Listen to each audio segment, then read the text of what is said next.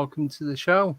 But I'm joined by the Northern Frightz UK, consisting of Chris, Rachel, and Tom. Welcome to the show. Thank you for having us. No, my pleasure. Our pleasure. And obviously, Nicole. Sarah can't be here because she's been us off to go investigating with the rest of them. So that's it. That's all I've got. Birthdays. But Tommy may be on. Don't hold your breath. He also may not. There's a good chance that he will. So, yeah. Do you guys want to introduce yourselves? Go on, Tom, you take it away. So I'm Tom, one of the investigators at Northern Frightz. I'm Chris, investigator in Northern Frightz. I'm Rachel, a paranormal investigator from the Northern Frightz. Excellent. So, Tom, you were saying, so you're down near Salford. Yeah. Have you been to that pub? I'm not going to give the town away, but have you been to the pub where the bell rings 13 times at 1 o'clock? No, I don't think so. No. It's near the bus station and the market and that. You know, near the tram stop? No, not been. No. Apparently, there's one there and it rings 13 times, and that's supposed to have some weird goings on in it. Is it? I'll have to have a look at that. What's the story? I'll send you the thingy of which one it is. Yeah. So, where did the 13 times come from then? What's that all about? I don't know. We had we got Eric Wood on from Paranormal Highway and his brother, Dr. Wu. He worked at the Smithsonian, but he came to England for about 2-3 years. He ended up living in Eccles. And well, he lived around the area and he'd go drinking around there. But if you're going to go drinking in Manchester, that's like, it's one of them, innit? You either go and never come back or you just don't ever do it. Yeah. But so it was him that was telling us about it. All right. So I think I need to go because I know that area and I used to work in Eccles and what have you. And I've never known anything about this pub. No. You get these weird little local things, don't you? It's like if you ever come to Chester on the town hall and on the visitor centre, there are clock towers with 4 sides, and one side on each of them has nothing on it. That faces Wales, and they wouldn't give the time of the day to the Welsh. Oh, behind it, yeah. Didn't know that. Yeah. I've been to Chester a few times. Most of it was like school trips. Like we'd go around the Chester ruins along the wall and that, and then in the afternoon we go to Chester Zoo, as you do. Oh yeah. And I've been when I used to work in Salford. One of the first jobs I had delivering engineering tools and that, and we used to do a lot of companies around Chester. So I'd always take my time driving around, having a look around. But other than that, I've never been out around there. Okay. So I think I need to. Are you aware of the little bylaw that still exists in Chester? That any cestrian who is allowed to shoot a Welshman within the city walls with a crossbow, with a bow and arrow. Yeah. I thought it was that, but I couldn't remember where it was. But isn't it only on at a certain time on a certain day? It's supposedly after midnight, but I wouldn't like to test it in a court of law, would you? No. I've asked Rach to come after midnight, but she won't do it. Just say me watch stopped. It's like that Gremlins thing, isn't it, in the timeline, you know? Like you can't feed them after midnight, but it's always midnight somewhere, isn't it? Oh, yeah. Do you know, I never thought of that. Yeah, you really have to take a leap of faith with Gremlins. I love it, but they don't make sense, the rules. No, we were talking about that last week, which was weird. Right, I have got the first question for you. So this was asked by Daryl from Lost Souls UK when he was on last week. And I forgot to ask Wednesday's guest, so I'm going to ask you. Got nothing to do with paranormal whatsoever. What was the first car you got? That's his question. one. When I was first learning to drive, I bought myself a 300 quid Ford Fiesta, but it was a special edition called a Tropicana. It had palm trees over the back and the sides, and it was that old. It only had one wing mirror. Yeah. Very nice. Tropicana. Did it have one on the stereo? That was it. Well, You of couldn't course, play anything else. Tropicana. You got to play that in there, haven't you? All I Yeah. think of is the orange juice. Yeah, Tropicana orange Tom? juice, I've only been driving a year, so I've still got my first car. It's a Mazda 3. Ooh, very nice. Rachel? Mine was a Fiat Punto. A nice green one. Oh, I had a black one. But first car I got was a Fiesta. Was And it? it was red, right? Tropicana. Was it a Tropicana?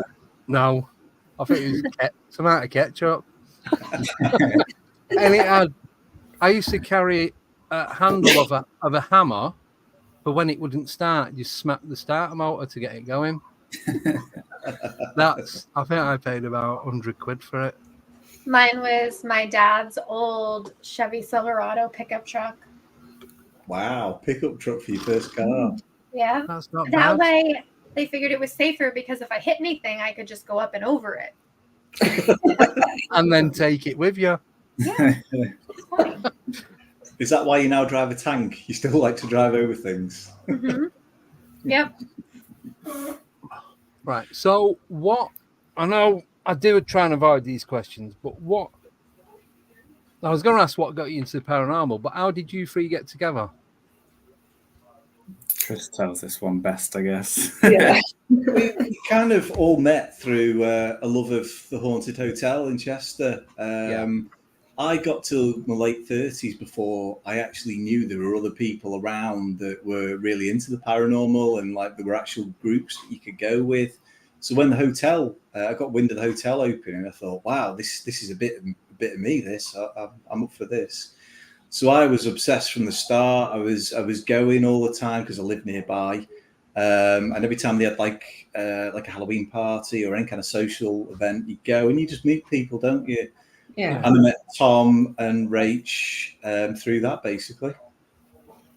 And I think And it was then- Tom, you were looking to put together your own team, weren't you? And Yeah. there was like a good fan group. There's a fan group for the Haunted Hotel. Mm. People get chatting on there, don't they? And Yeah. you just make friends through that. And it was just nice to meet people who kind of had the same interest as me. Because I always thought it was just me that was Yeah. coolest, you know?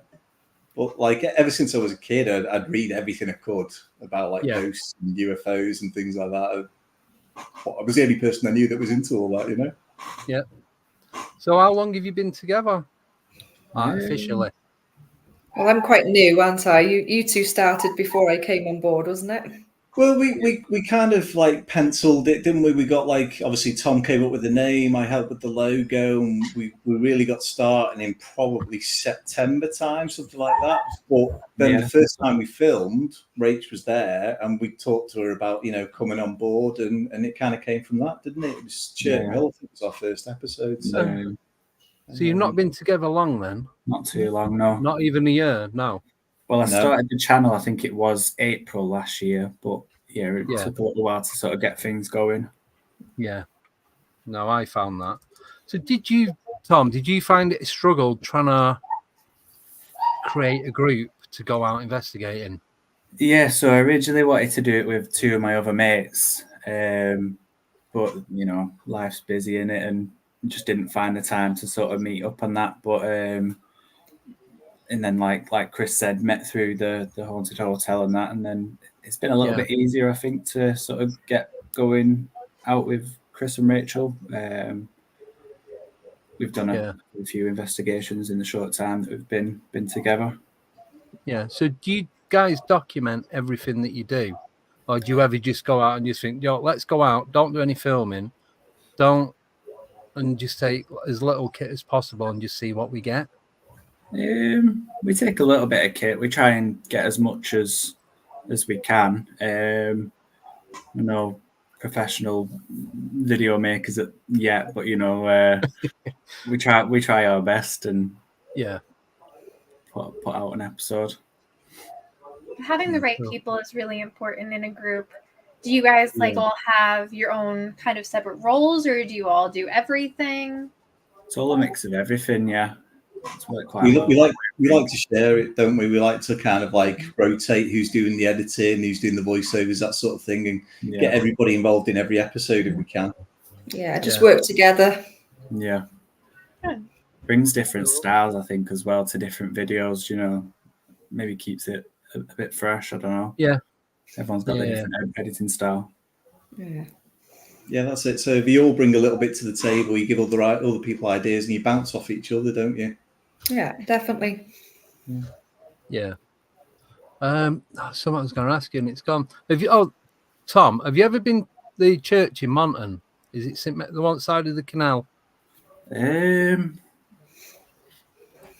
don't think so. Then No. golf course. That's a place to go because Is it? you know on Eccles Fields near the college, there used to be a train line, and a train crashed on it. I think it's either early 1800s or early 1900s. Right. And there's an area called the Devil's Drop. I used to be able to see it from my bedroom window.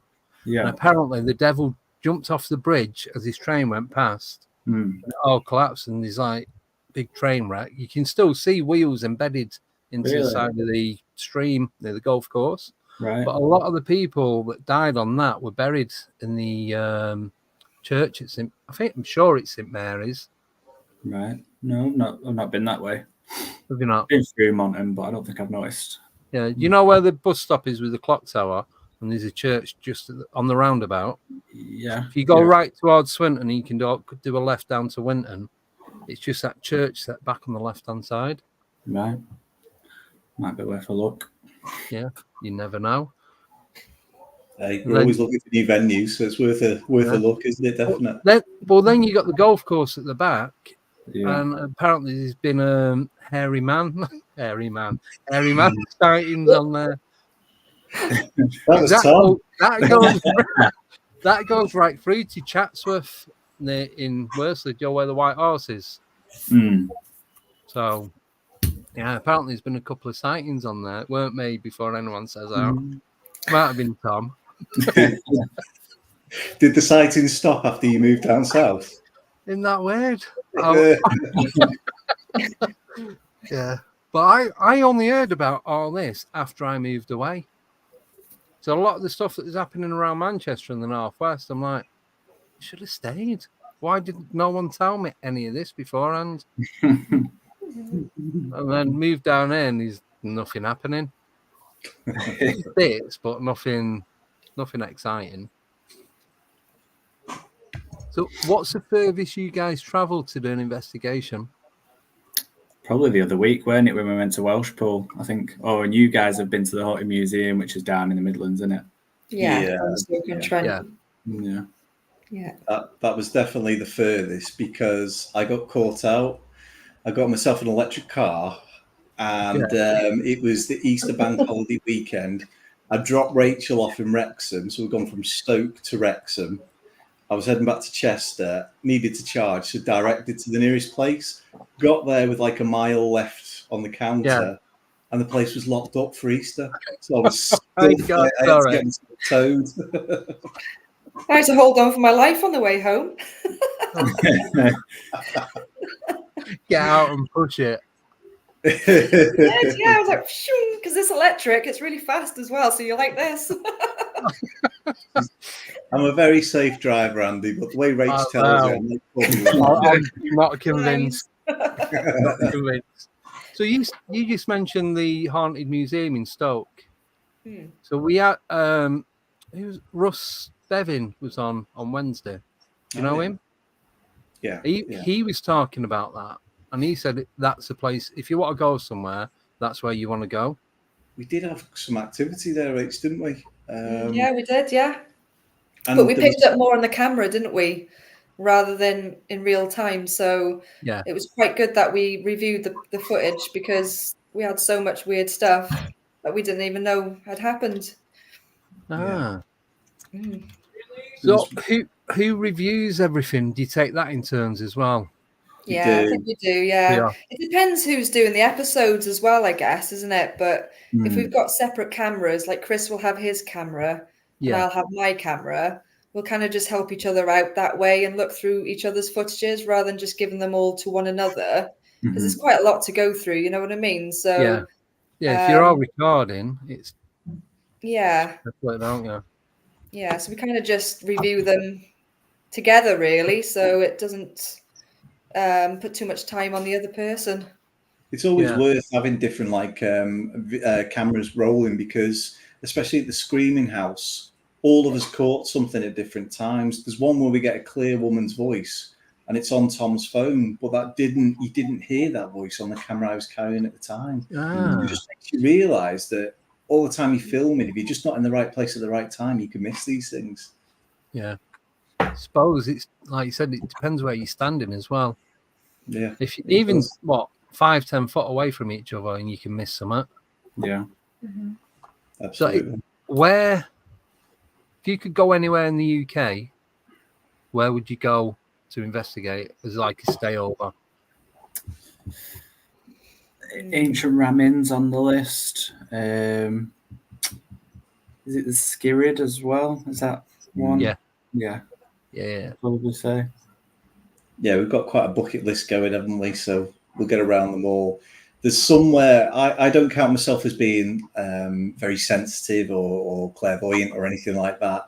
But the first time I went to York, I was drawn to this place, to this pub, and I didn't know why. There was just something about it I was drawn to. And it's actually quite well known. I just never heard of it before, called the Golden Fleece. Have you heard of it? Yeah.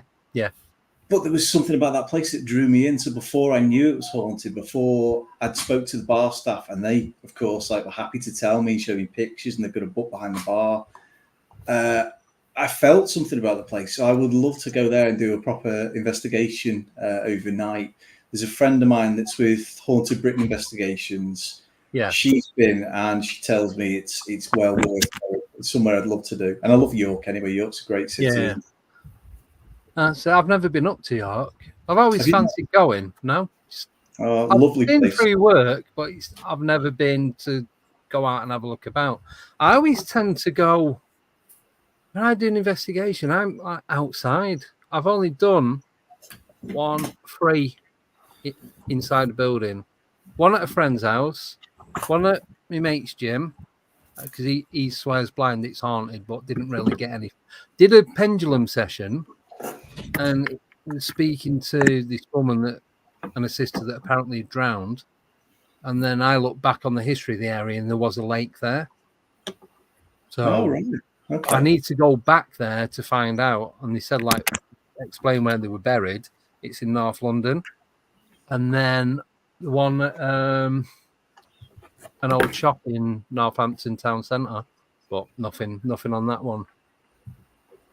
I don't know why. I just don't get drawn to do any nice, warm, cozy investigations. Now he's out in the wilderness. Hey, listen, the haunted hotel is never warm and cozy. It's always cold. In the summer, it's too hot. Yeah. Oh, yeah, it's It's one of them. Yeah. One extreme to the other. Yeah, no in between. Question: are any of you guys psychic or sensitive? I like to work on psychic abilities and mediumship and that. Yeah. Obviously, I don't do it through investigations or on camera, because there's a lot of people out there that just they don't really want to know about it, do they? So keep that under wraps. But I'm quite interested. Yeah. I've done readings in the past and that. So, yeah. Do you think that you would use that in an investigation? If people were more open to seeing that? I think so. Yeah, definitely. Yeah, definitely.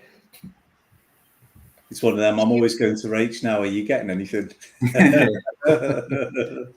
mean, I will sense a couple of things, and people say, yeah, you're quite spot on, but I wouldn't put it on camera. No. Yeah. I'm not brave. On my team, I'm the only one who is not sensitive or psychic, so it's very much all right, well, where should we set up? Where is everybody getting vibes? And then we validate it, with the equipment and everything. So it comes in quite handy. So I wouldn't, discount it on an investigation. Go with your gut. Yeah, definitely, yeah. Are you like me, Nicole? Like you'd be desperate to have those abilities. Like if out of anyone I know, I'd want them more than anyone, but just don't. No, I shut it down. Like if I start to get anything, I'm like, nope, I want to document it. I want to record it. I like what I can verify. Yeah, you want to see the evidence, the physical evidence by using these, the likes of REM pods and things like that. Because I like to see things like that too, rather than saying, oh, I can sense a man over there. His name is so-and-so, but where's the proof? Yep. At least when you've got confirmation from an EVP, for example, then you know that that's nobody else talking in the room, and it's just, I think it's just better like that to use like EVP recordings and things like that, Yeah, I would never discount anybody's, feelings, anybody's abilities, but my own, I would never trust them. Yeah. Would you I know how I am. I would second guess myself on everything. I do it all the time. I always second guess myself when I do readings and that. It's a natural thing, isn't it?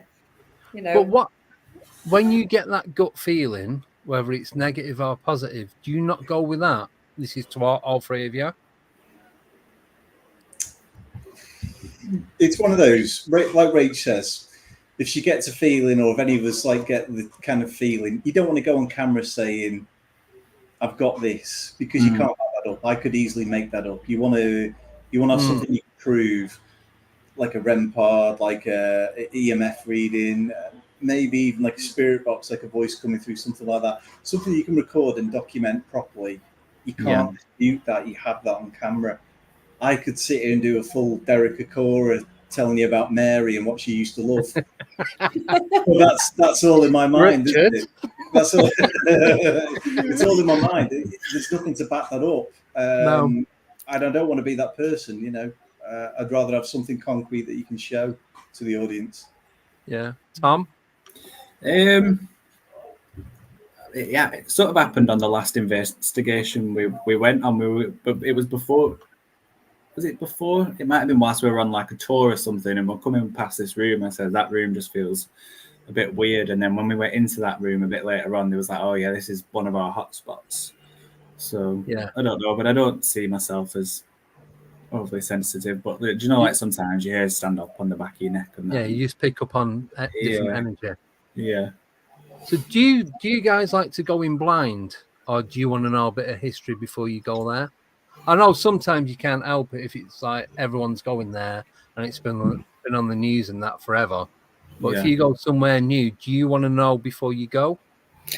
Relatively. It depends, really, doesn't it? Sometimes, Like sometimes I like to be blind because if I do pick up on anything, at least I can get confirmation after to see if I'm correct. Because if I listen to the history, well, it's just recorded in my head, isn't it? So, it's seeded then, isn't it?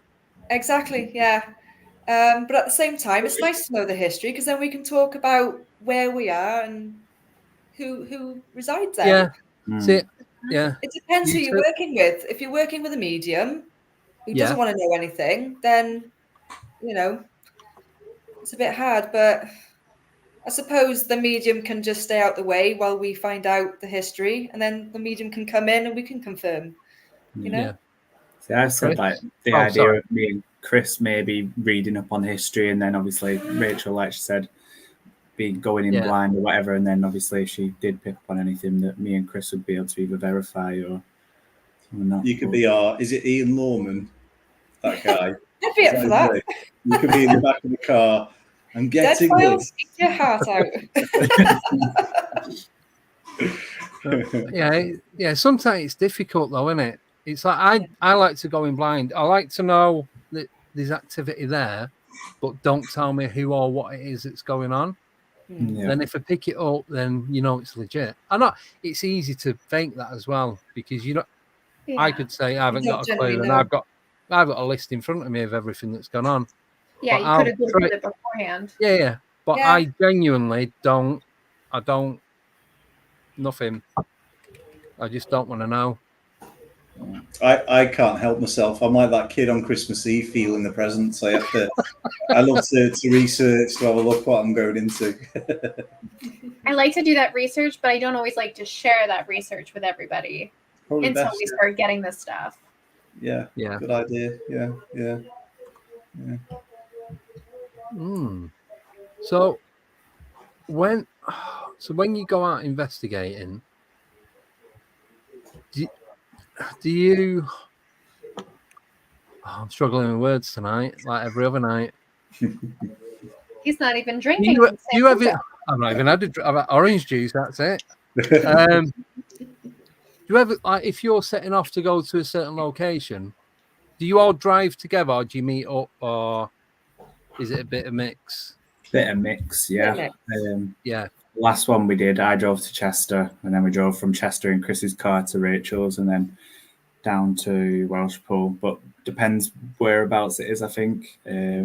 Somewhere we can either meet in the middle or. Yeah. Well, if you're all in the vehicle together and you're heading out to a location that you decided you're going to, do you ever pass somewhere and think, oh, why don't we go there? Do you ever feel drawn to another spot?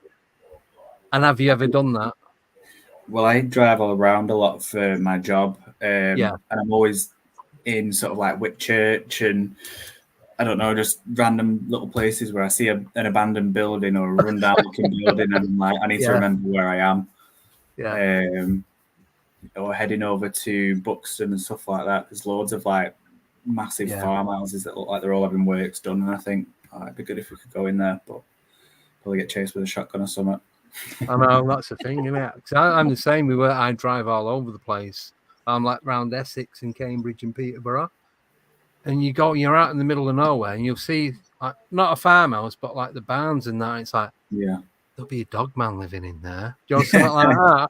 And it's like, I need to go back. A lot of places have got like noted down, but it's the going back that never happens. Yeah. Mm-hmm. Well, it's interesting you said about dogmen and farmhouses, because in the latest episode I'm editing, it's in Delamere Forest, and there are a couple of reports there of dogmen. So I was doing my research for the episode and came across an interview with a farmer from Winsford, which ain't that far from here. No. And the story he tells is absolutely terrifying. That his land, there's like a 1.5 mile path that he has to walk. The taxi drivers won't go down it. And he swore for a while he felt like he was being stalked, like there was something walking alongside him. And then when he gets to the farmhouse, he gets out these binoculars and starts looking out, and he was drawn to a bush where a branch was moving, and he swears he saw a dog man there. But he said it had breasts. It was a female dog man. Right. And he said the look of anger that he'd seen it in its eyes and stuff, and the way he tells it just sounds absolutely terrifying. But I desperately want to go there and have a look. Yeah, it'd be worth going. Have you got access to his farm? Did he give you I only permission? found out about him yesterday, so I've not got that far yet. Yeah. You need to check if he's got any shotguns before you go. Be all right. So have you? I'm going to put this one up, Nicole. Everyone in chat's going to go, not again. Right. So this is from Cannock Chase.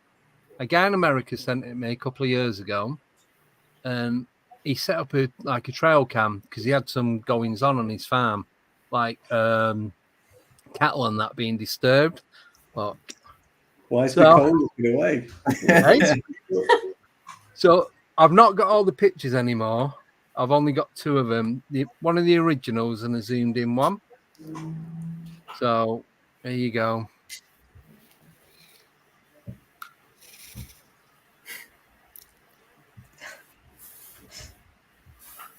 I mean, I don't know what to think. I've had about 20. You guys don't have to be nice. No, just say it as it is. People call it sheep squatch. It looks like it's got a wool jumper on and a pair of like velvet pants. I mean, is that why someone said splinter? That's funny. Yeah. I'm looking at the lighting on the back of the back.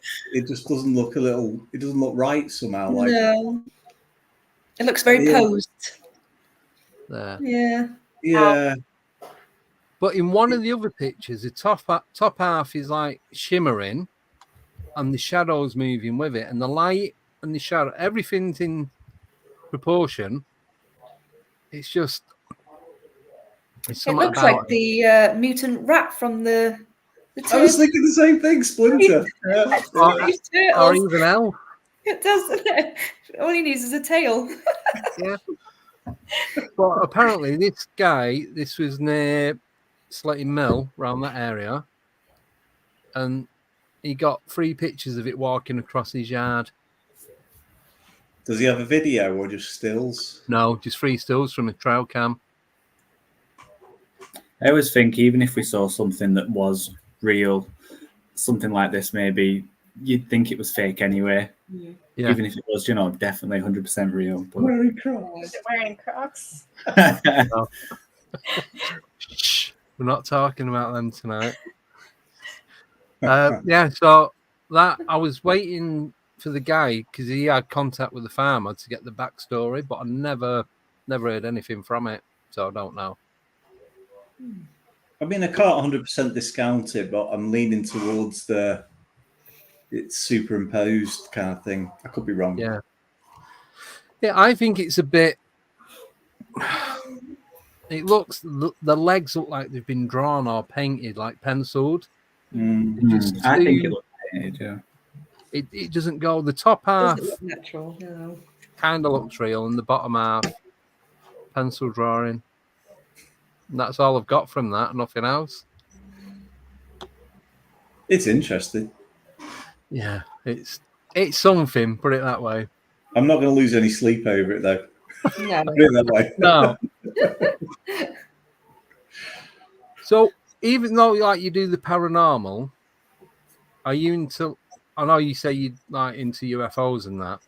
Do you go into like the fairy realm and the fae folk and like pixies, goblins? Well, we don't. I mean, we haven't actively investigated those sorts of things yet.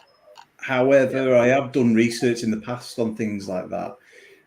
I used to be obsessed a little bit with like Welsh folklore and some of the things, like in Wales, especially, where there were tales of other races of creatures that lived alongside man, and they weren't always nice to us. They weren't always kind of friendly. But the stories of these kind of creatures being of fae, being like a magical creature kind of thing, and it makes you wonder, doesn't it? I mean, there's loads of kind of theories to cryptids and things like that, but it makes you wonder if there could be another race hiding either underground or under the sea or something.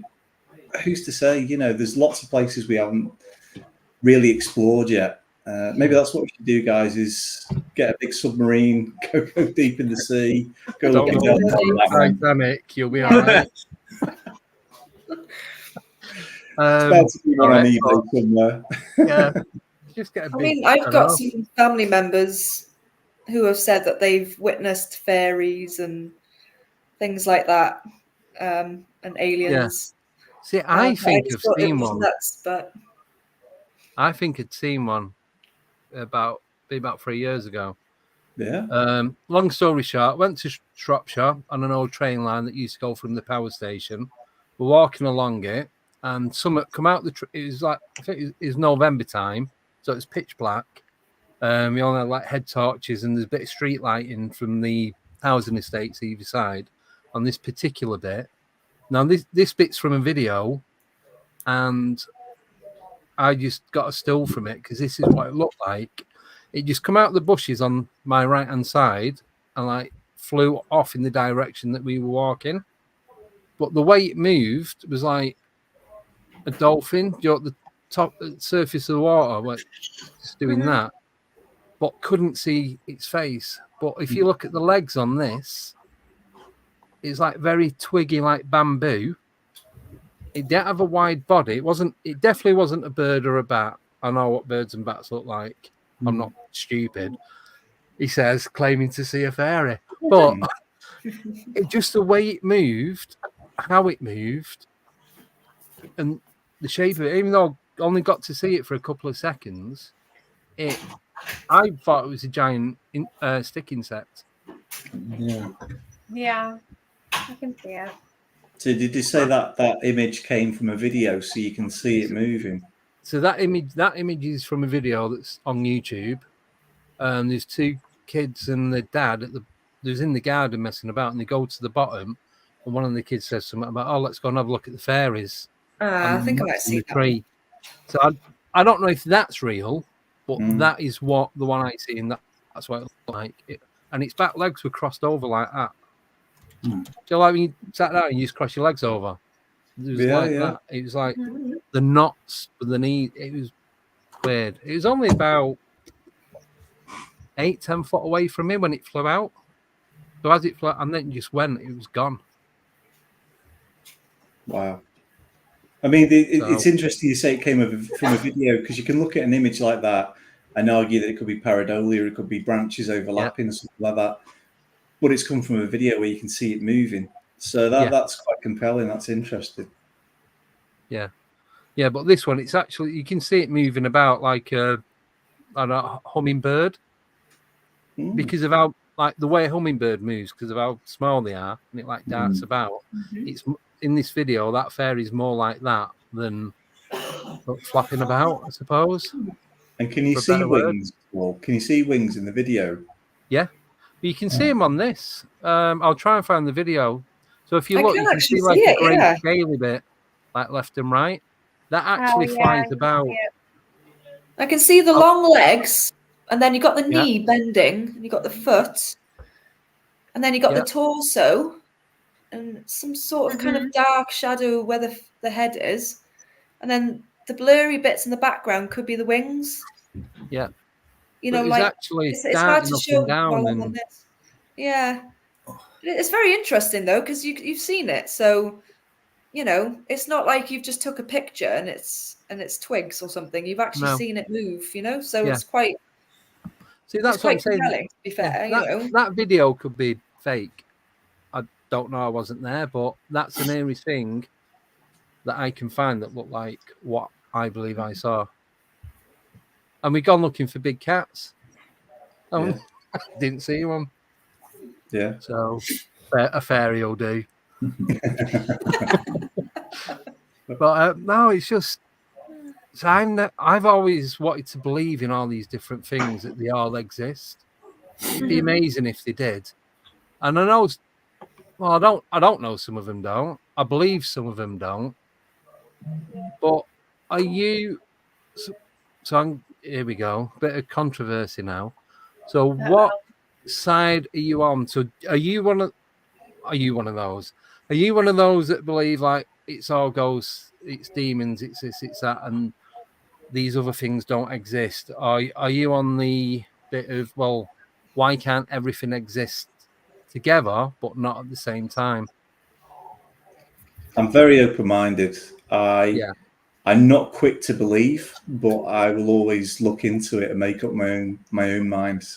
I listen to others. I know some people are very much like against things like orbs and stuff like that, but I've seen with my own eyes white dots coming towards me, so I know that I saw something I'd consider to be an orb or a light anomaly, something like that, not dust. But there's a lot of people, and quite rightly, they will say on videos, it's dust. It is. Oh yeah. But there's things like that. I make up my own mind and take each like, you know, each individual item with its own merit. Yeah. Rachel? I mean, if we believe in spirits, there's got to be something else, hasn't there? We can't just dismiss everything else. Because, you know, if you're seeing apparitions and things, you know, we're dead at the end of the day, aren't they? Well, they're dead, I mean, you know, so it's hard to like interpret what you're seeing. So if spirits exist, then why not fairies or mermaids? Why can't anything else? Yeah, why not? I mean, everyone's spotted UFOs. There's probably people out there that have seen aliens, you know, who have been abducted by aliens. You know, where does all these come from? Something must be happening, you know, for them to have these experiences, you know. So I'm very open-minded, definitely. Tom? I believe ghosts, I believe in aliens, and then I just don't think I have that much information for anything else to form an opinion, which leads me to obviously be skeptical. Yeah. What have you found though by doing this, becoming like part of a like paranormal investigator, that you become more of a skeptic than a believer? We are our own biggest debunkers, aren't we? We straight away everything hundreds of times before we say it's real. That's the thing. Because before I started doing it like this, I'd like, oh, I've seen or heard this, it's whatever. And now it's like, let's work out what it could be in reality and then decide. That's how I used to be with all the shows and stuff. Like I used to watch all the shows, but now after doing it, I'm like, well, that could have been this and this could have been that. Like I'll debunk other people. Like not in a rude way, but I'm like, but did you actually go over there and see what that was? No, you just heard a sound and then ran. Yeah. I love these naming those shows. Yeah. I mean, I love all those shows, but there is a pressure for them to produce for the networks. And I think sometimes they can't afford to debunk. And I think when you're looking at it seriously, like we try to, you have to, don't you? You have to. Well, I spoke to some people that have been in them shows. Some of, I won't name names, but some of them have said you are kind of told, you're not scripted, but you are told what you need to be saying and doing. So you kind of like acting because the camera's on you. You can't say and do what you want to do. You have to redo your reaction. You're contracted to them. They're paying you. So yeah, it's entertaining for sure. Well, it says at the end, doesn't it? Entertainment purposes only. Yeah. I mean, I grew up watching Most Haunted, and I think a lot of people's opinions are that it's one of the biggest. I hate to use the word fake, but they always had to have something happen, you know. And in a little half-hour show, it can be a little too fantastic sometimes. Yeah. But if you watch them from the beginning, at the beginning it was nothing, and then it got to the point where there was always something happening. And I know people that have worked on there, and they're some of the people that have told me, and they're like, it's like, you need to make a sound, throw something, just do it off camera. And I think that's why, is it Yvette and Carl? They dropped out of it, and they're doing a podcast now or something, aren't they? I can't remember what it's called, but they're more into it for. Well, this is what I've been told. They're more into it for giving you a real view of what's actually happening, and not what they want you to see. Yeah. Right. Okay. And I respect that as well. You know, they ever put up an episode where they said, unfortunately, nothing happened this time, but that's the nature of the paranormal. You'd respect that, wouldn't you? And you'd probably enjoy the episodes where things did happen more because you could believe it. But that's why I like Taps, Ghost Hunters, because they go to this house where they've got our stuff going on. And like Grant and Jason were like plumbers, and they go into the basement. It's like, it's your pipes. It's literally debunked straight away. We're not saying it's not haunted, but the chances of it are pretty low, and you need to get your pipes sorted. Is my card. Well, yeah, they're plumbers, but they're straight away. They'll debunk it. They don't think, oh, it's a demon, it's a spirit, it's a then I'll grey or whatever. They'll try and debunk it the best they can before they go in and say it is definitely haunted. On that note, what is your guys' opinions on, everything being demonic? Like, have you guys encountered anything that you would consider demonic? I mean, I went to Newsham Park in Liverpool, which is an asylum. It used to be an orphanage?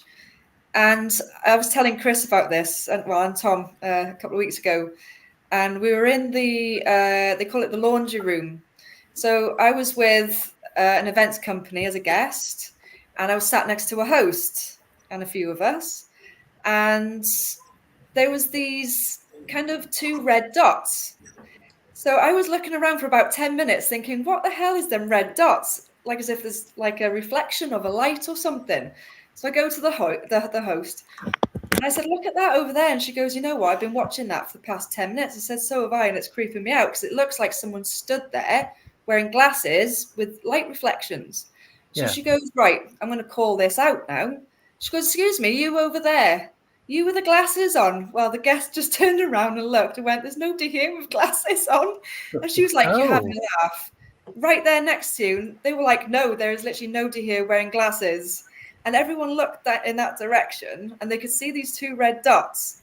And I just cacked myself, basically. And as soon as we kind of called that out, it kind of floated up to the ceiling and then kind of turned like that and disappeared. Wow. So I can't explain it, but you know when they say demons have red eyes or something, red glowing eyes? I was a bit like, oh my God, you know, what did we just witness? And a lot of us saw it, but it was stood there. It must have been about, I don't know, 5'8" maybe tall, because we got one of the guests to stand up where it was stood next to. And when he stood up, it was the exact same height. And it was acting like as if it was a human just standing there. And we actually literally thought it was glasses, someone's glasses on reflecting the light. There was no lights anywhere. How big were the dots? Were they like laser pointer? Or they were just these two floating red dots, like as if somebody's wearing glasses and there's like lights reflecting on them. It looked like that. Like mine with the green. Eh? Like mine with the green. Kind of, yeah, but it looked more like a circle. Yeah, more like eyes. Yeah. Glow. Yeah, but kind of reflecting on both the glasses. But there was nobody there with glasses, and the person that was next to it, where we could see it, turned around and said, "There's fucking nobody there," and then it just floated up into the ceiling and turned like that, like as if it looked at you, and then it went. So it knew that you knew.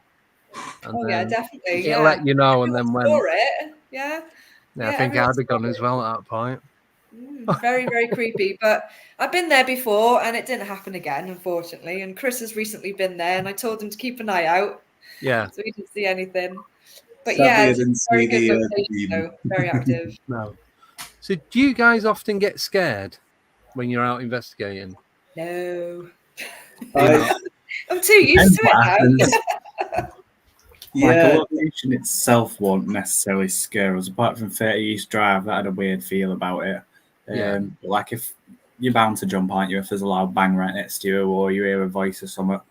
Well, then again, in Chirk Mill, we were with Twin Investigate, with Sarah, Emma, and Tony and Adi, and we were doing filming there, and we came down from the attic, and as they were coming down the stairs, we got them to stop because I think it was me and Emma or me and Sarah kind of felt this kind of shaking, and it was really loud, and it was like as if it was coming down the stairs, but it wasn't them. It was just mental, and all the bed frames were just shaking like mad. So we just legged it down the stairs screaming because it was just mental, wasn't it, Chris? Yeah, we unfortunately didn't have a camera pointing at that bit, but we had a locked off camera at the bottom of the stairs. So we get their reaction, we get them running down in terror. It was good. Tom was there as well, so he was just screaming down the stairs. Yeah. Yeah, I'm it just went mental.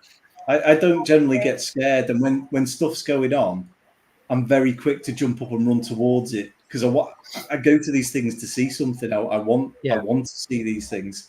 But like Tom said, there was a time at 30 East Drive where we were getting a little freaked out because we were hearing like whispers, people getting their hair touched. There was things coming through the spirit box. And there was always a feeling about that place. You know, I say I don't feel things, but in that place, it felt heavy, didn't it, Tom? It felt like hard to breathe. It felt like there was a presence, and it was all around the stairs. And I was convinced I was going to see something on those stairs that night. And I think it was just all freaking us out. But we didn't panic, did we? But it did. That's the closest I've been to being scared, I think, in there. Yeah. I think I woke up a few times feeling like, I don't know, like panicky or like scared. Everyone else was upstairs to sleep, and I was sleeping in the living room. And I must have woke up a few times, like sweating. Just, I don't know, just trying to waking myself up. I swear there was like one point as well where I woke up because it felt like someone sat on the sofa. So, but I could have been half asleep. Yeah. It's hard to judge, isn't it? Stuff like that. Yeah. What about yourselves, Andy and Nicole? Do you ever get scared easily? I always get that gut feel. If it's bad, I get a real bad gut feeling. It's like, right, I either can't go in there or I've got to get out of there as quick as. All right. Because for me, that's my first warning. And I think the second warning isn't going to be as polite. So I don't wait for that second warning. I just, let's move somewhere else or go home even. I don't. I'll go anywhere. I'll do anything. I just kind of shut down to it. I don't give any attention or any power to anything negative or scary. So that's the way. Yeah, definitely. Mm-hmm. Do you think, Nicole, sometimes that some of these entities feed off fear? Oh, yeah. Because I wonder sometimes, because I don't get scared, is that preventing more happening? I don't know. That's what I think. Because, people go in and they're like, they're all scared and they're nervous and they have crazy experiences. But I don't really encounter, even when there's history of, really negative things, I don't really encounter that. No. But what if you used to go in there? What if you used to go in there on your own? I think I would. I mean, I've had things kind of come at me negatively and just shut it down, and then that's it. Like, have you had things kind of come at you in a negative way, and then that was it, or does it keep going? I've never experienced anything I would consider to be extremely negative. So that might change my stance on things. But because I haven't experienced anything that's terrified me, I'm always straight in there looking for more. Maybe if one day I experience something like that, maybe I'd change my mind. Yeah. But we came up with an idea while we were on with Michaela, didn't we? We kind of were brainstorming and we came up with the idea of the Northern Frightz Lonely Nights. And the idea was that each of us did like a night somewhere on our own, even just for a few hours or something. And maybe being on your own, you'd be more afraid, you'd be panicking because you're on your own, and more things happen. It's interesting. We'll do it. What is that show? Is it Destination Project Fear, yeah. Where they're all kind of separated and on their own. That's it. I think that's the idea that I was saying on the Michaela show, wasn't it? That we could do the Project Fear UK version. That's it. I mean, it's a good theory because you're on your own. You're more vulnerable. Definitely, yeah. So, no, I've had some horrible encounters that I can't even. I don't know what. I can tell you what happened, but I don't know what it was.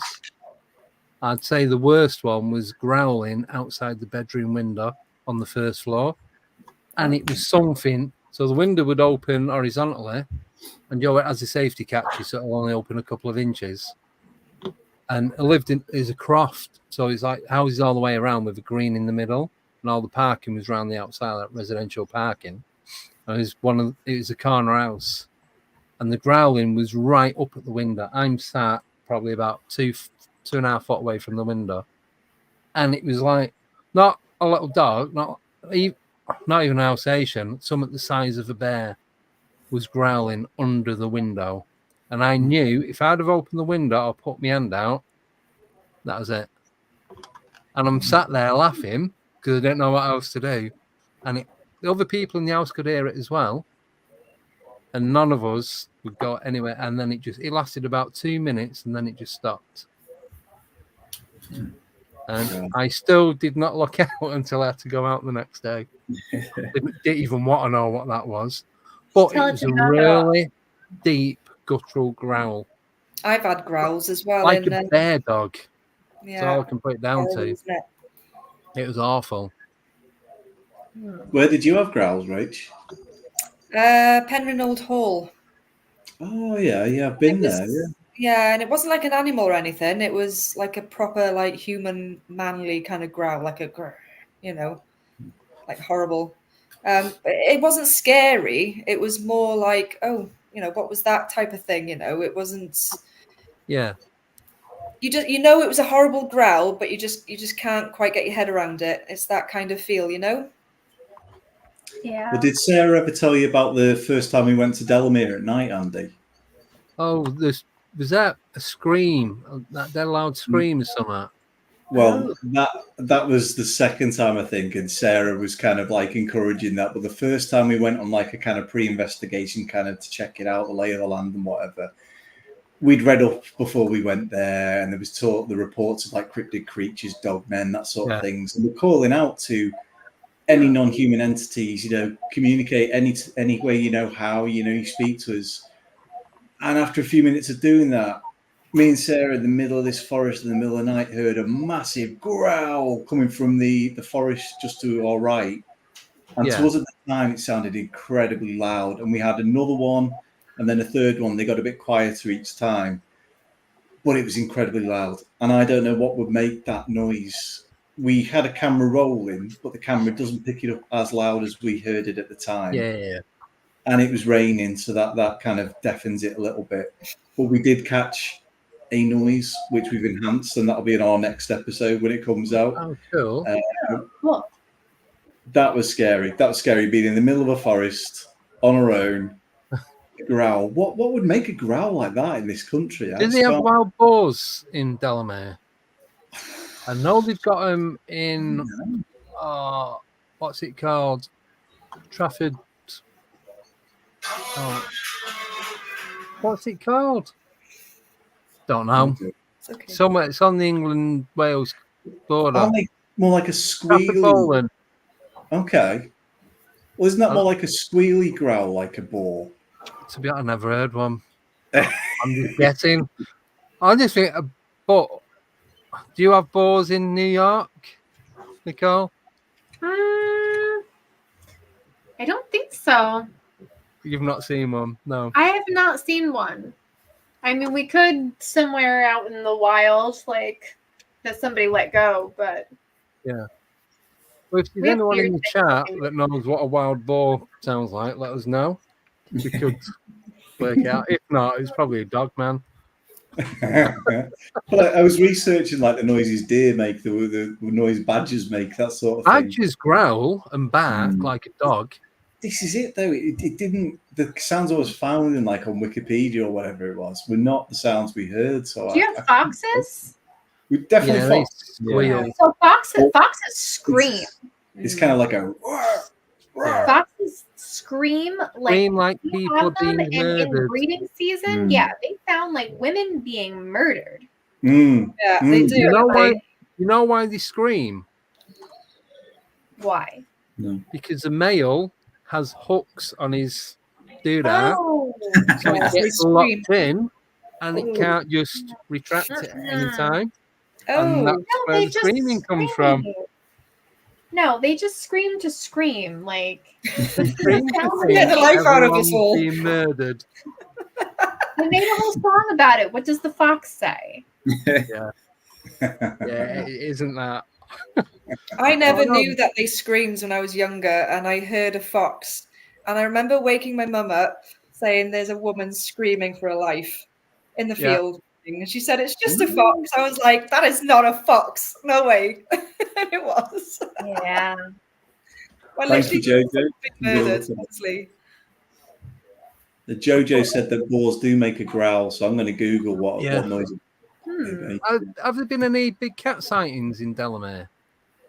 I think when I looked it up, we found reports of spirits, dogmen, a lizard-type creature, but I've not. No. Yeah. I mean, it's a massive place. So I know. I used to drive through it. I used to deliver to Shell, the other refinery. Yeah. And a lot of time they'd be coming from Manchester, and this is back before tracking and all that. I always detour myself through Delamere, right, like avoid the motorway and have a bit of a scenic route. But I never heard of seeing anything. Nothing at all. I think I've been through at night a couple of times, but I've put my foot down. I weren't hanging about. But yeah, nothing. So I'm just reading the comments. No boars or badgers in Canada.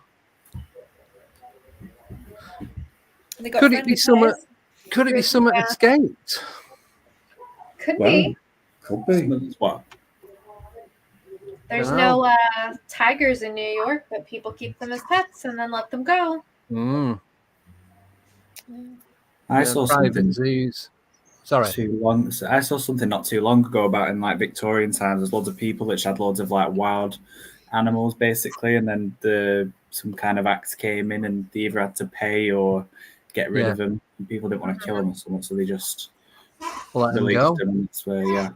Alligators in the Exotic Pets Act. I think it was 1974 or something. Early 70s, I'm sure it was. And it's like you had to get licensing, and it's like all that anyone could get anything. They say a lot of people release big cats over here, don't they, in the UK? Yeah. So, you never know. Yeah. And I'm still not seeing one. And there's at least, I was reading, it's probably more than that now, about 12 months ago, there was a equivalent to a park ranger. She claimed that there's at least 300 big cats living in the wild in the UK.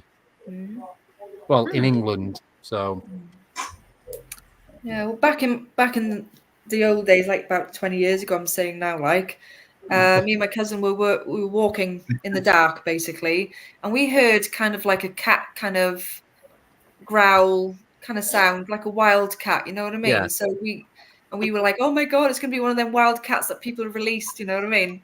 It could have been, because it definitely sounded like a larger kind of cat, Well, I think they've got to go somewhere, haven't they? And what's the easiest place to hide? Forests and there was rumours at the time going around that there was one around our area, so but we never seen it. Well, then again, I think because she lives on the top of the hills, you can see like a field, like a big massive field on the hills, and she reckons, well, they all reckon that they saw like a big large animal running across the field where the sheep were. So they might have witnessed then, and they thought maybe that's what we heard. But yeah, it's quite intriguing, isn't it? I'd love to see one, to be fair. What do you think you'd do if you'd seen one? Well, what can you do? You can't climb, you can't run. You just have to stay calm, I guess, or try and scare it off. Throw rocks at it, maybe. I don't know. Curl up in a ball. They got big claws. They got big cat claws. Gosh, I got a kitten, and her nails are like. Imagine a big panther coming at you with big claws at you. I'd be throwing rocks.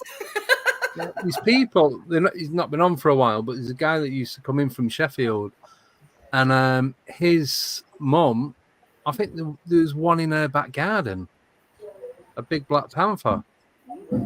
Did they get a picture of it? I couldn't tell you. They'd be too much in shock to get a camera. I'd be like, do you know what? That does happen, doesn't it? When you see things, it's like your second thought is to get a camera out. First of all, it's like, what the hell's that? Yeah. I've had my phone in my hand and still not took photos of what I've seen. And not even thought about it till like 2 days later. That's a common thing.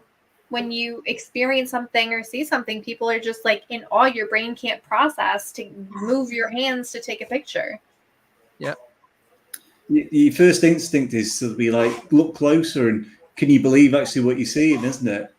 And then you think later, why didn't I take a picture? But then, saying that, there's the theory that all this is connected, and then whatever it is you're looking at has put the thought into your mind, has taken the thought away from you for you not to take a picture.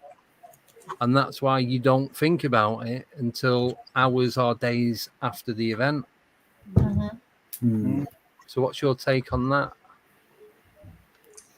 Well, I'll give you an example. So I was at a place called Stanley Palace in Chester, and this is before our team was together. They don't allow cameras in there. However, you've always got it in your pocket. So, I ever thought, something was a bit funny, I would get it out. But we were upstairs at one time. There's a grand piano in there, and it's a long hall, and we're doing a vigil at the other end of the hall. And we started hearing a little tinky noise, like dink, dink. And we didn't know what that noise was. It didn't sound like a key being pressed on the piano. It sounded something a bit different. Yeah. So we carried on, but kept our eye on the piano kind of area in case we saw anything. And then two of us started looking closer, and we thought we could see like almost like a cloud, like a white kind of shape near the piano. Yeah. Both of us, that's the exact thing I did. Both of us were just like, what is that? Can you see that? Can you see that? Neither one of us got our camera out. We could have done, the camera's in the pocket, but we just didn't think to do it. It was like, I'd still never say I saw a ghost, because you almost don't believe what your eyes are showing you. You're thinking, is that really there? Is it a trick of the light? Yeah. I couldn't find any light sources that would have done that, and it's never happened to me again. I've been to that place probably 10 times because I used to host there. Never happened again. And we later found, by experimenting around the piano, that if you push the keys, no, it doesn't make that noise.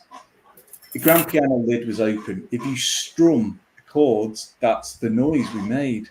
And it was at the same time this thing appeared. So it just makes you wonder, was that the real thing? But I will never fully believe it because I didn't get my phone out. I've got nothing to go back and look at. Do you know if it happened with anyone else, like any visitors or staff?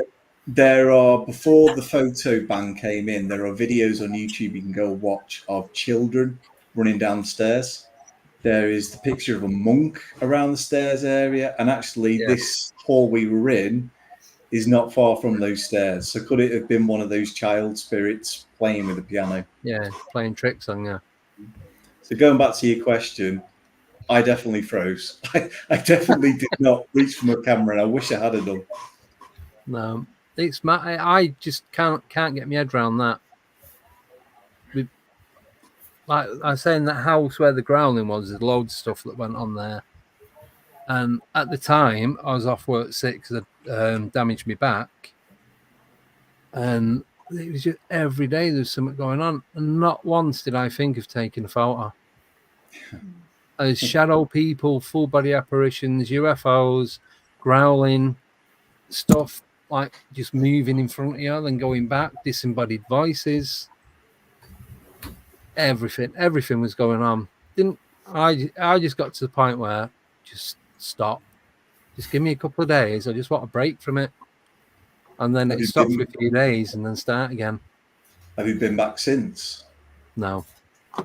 It was my ex lives there, so it won't be a good car. The thing is, I do want to go back and see if it's still going on.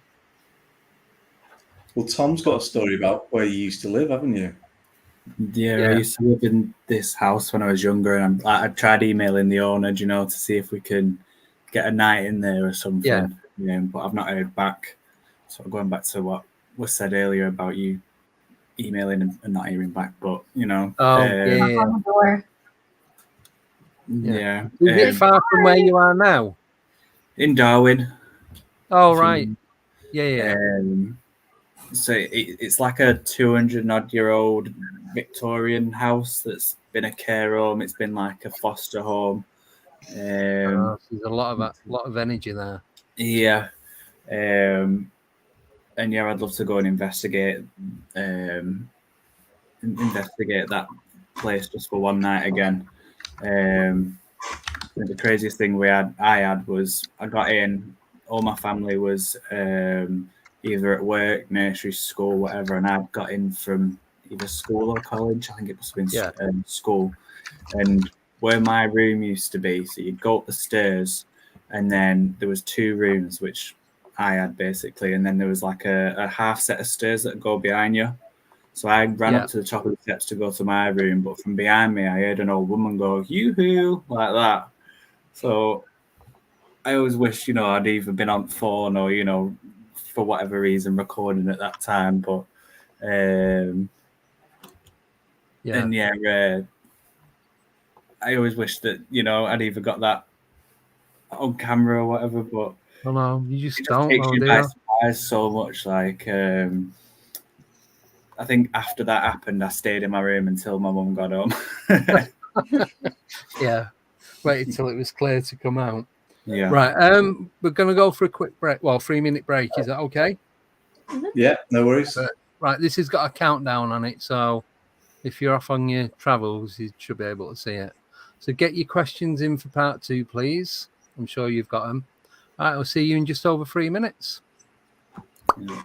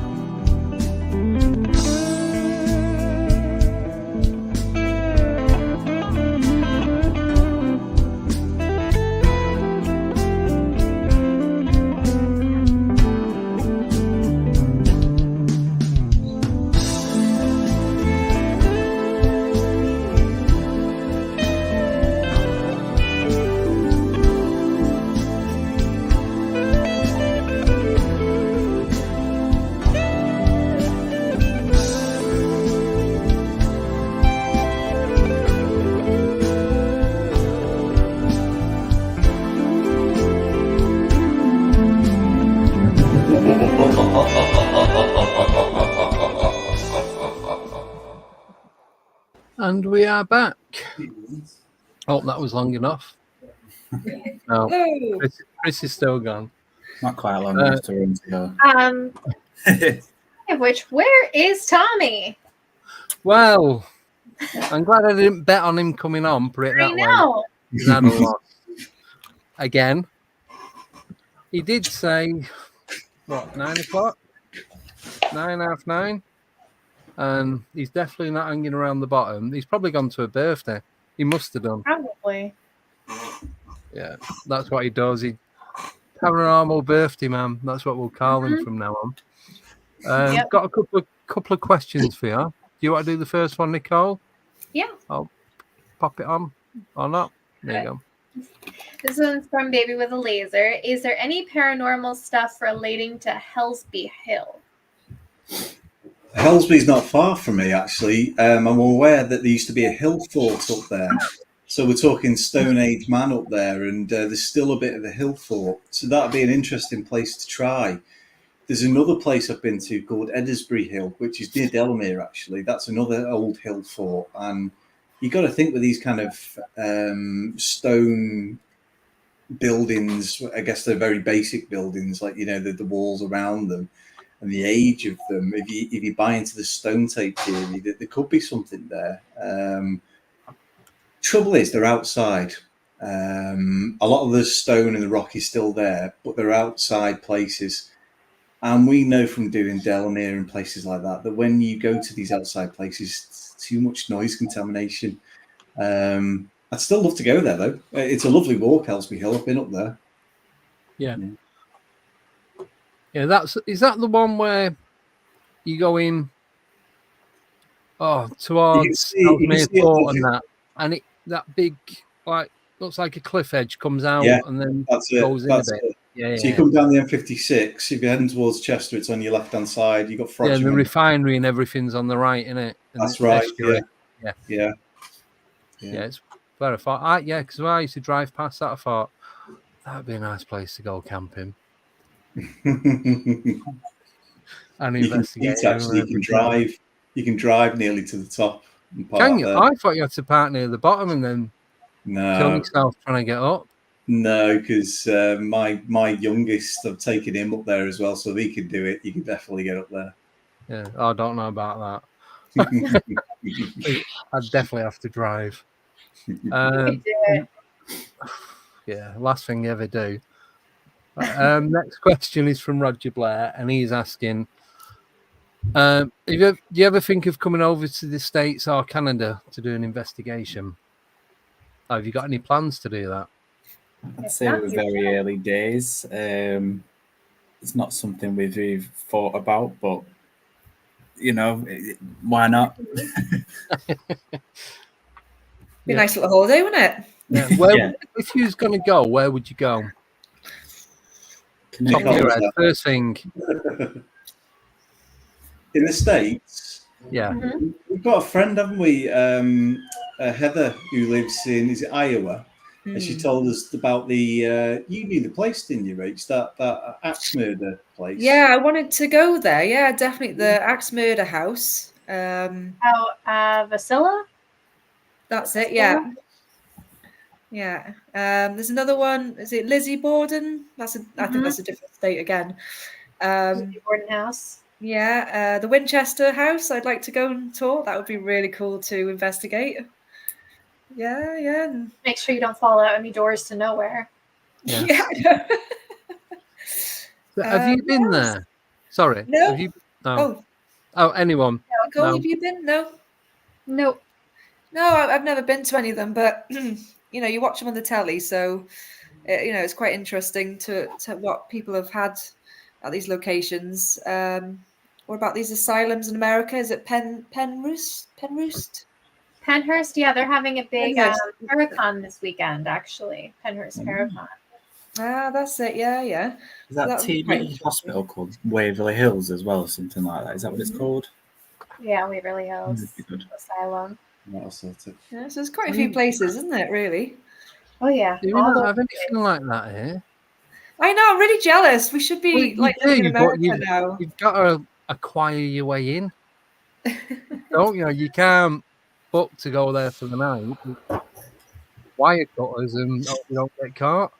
Yeah. So yeah, these places you just book it online and just go. Yeah. Nothing. It's like there's a hospital near me. It's an old psychiatric hospital, and there's a clock tower. They've knocked a lot of it down, and other parts of it have been converted into apartments. But I drove past it again today, and I'm like, I've really got to get into there. There's two buildings that are connected like an L shape at the side of it, and it's either 3 or 4 floors, and it's got fencing all the way around. But yeah, I'd go, but I wouldn't go on my own. And you can park in where the houses are and then just walk down. You like 30 seconds away. She's gone. Sad enough. Sad enough. You must have scared her with this talk of the hospital. Yeah. But have you done the one where to investigate go to? The one off the motorway near Stockport? No. You just gave away their spot. Is it an asylum? A hospital? Yeah, it's the one near Cheadle going Yeah, I out. thought it'd been converted into flats because I was looking at it. The one right off the motorway. I know years so. ago the police used to do training there, like you say, the Right. dogs and what have you. Yeah. And I always wanted to go, but I didn't know one how of the to get into hospitals. it. Yeah, one of the hospitals had been converted into flats. Cause I was looking on Google Maps and stuff, you know, to like sort of scope it out, but it looked like it had all been. Salford Royal, do you know, on Chapel Street in town? Yeah, the old that's building converted. there. That's supposed to be a lot of stuff going on in there. Yeah, because there's a lot. They're building more of it now. So they've got the old building, which is like just a tiny little strip in it, and then they've got the new part of the hospital now. Oh, at the back, right next to that old building, and then the building. Right, okay. It used to be called Hope Hospital, didn't it? Hope. Oh yeah, Hope I was Hospital, born there. Yeah. Yeah. No, but Salford Royal was the one in town. In town. Yeah, so you go in down past Salford Junior on the Lancs. You're going into town. Oh yeah. Just as you hit Oldfield Road on the left-hand side, it's a big white building. Yeah. That was the original Salford Royal. Just before you get to the eye hospital, skin hospital, one of them. Anyway, there's tons of hospitals around there. Yeah. And but no, Hope Hospital. I was born there. Yeah. And then they changed it all. But I was in. It was like the proper old part. Obviously, I don't remember. I was going to say it's really scary, but that'd be the biggest lie I've ever said.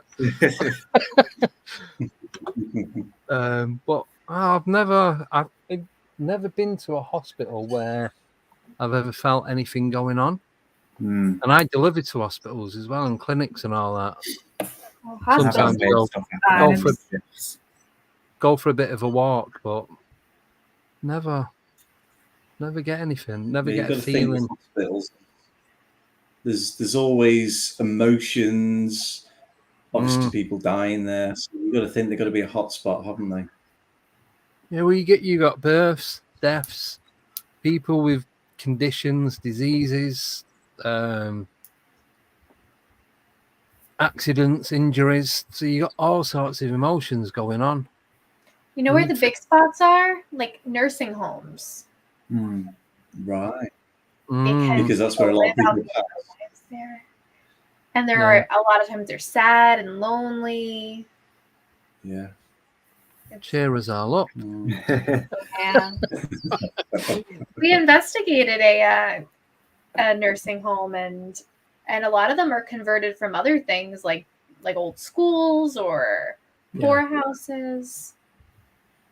They have a lot of activity. Wow. She's back. Oh, Rihanna.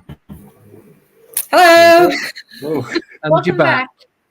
Sorry, my internet just cut off. Wow.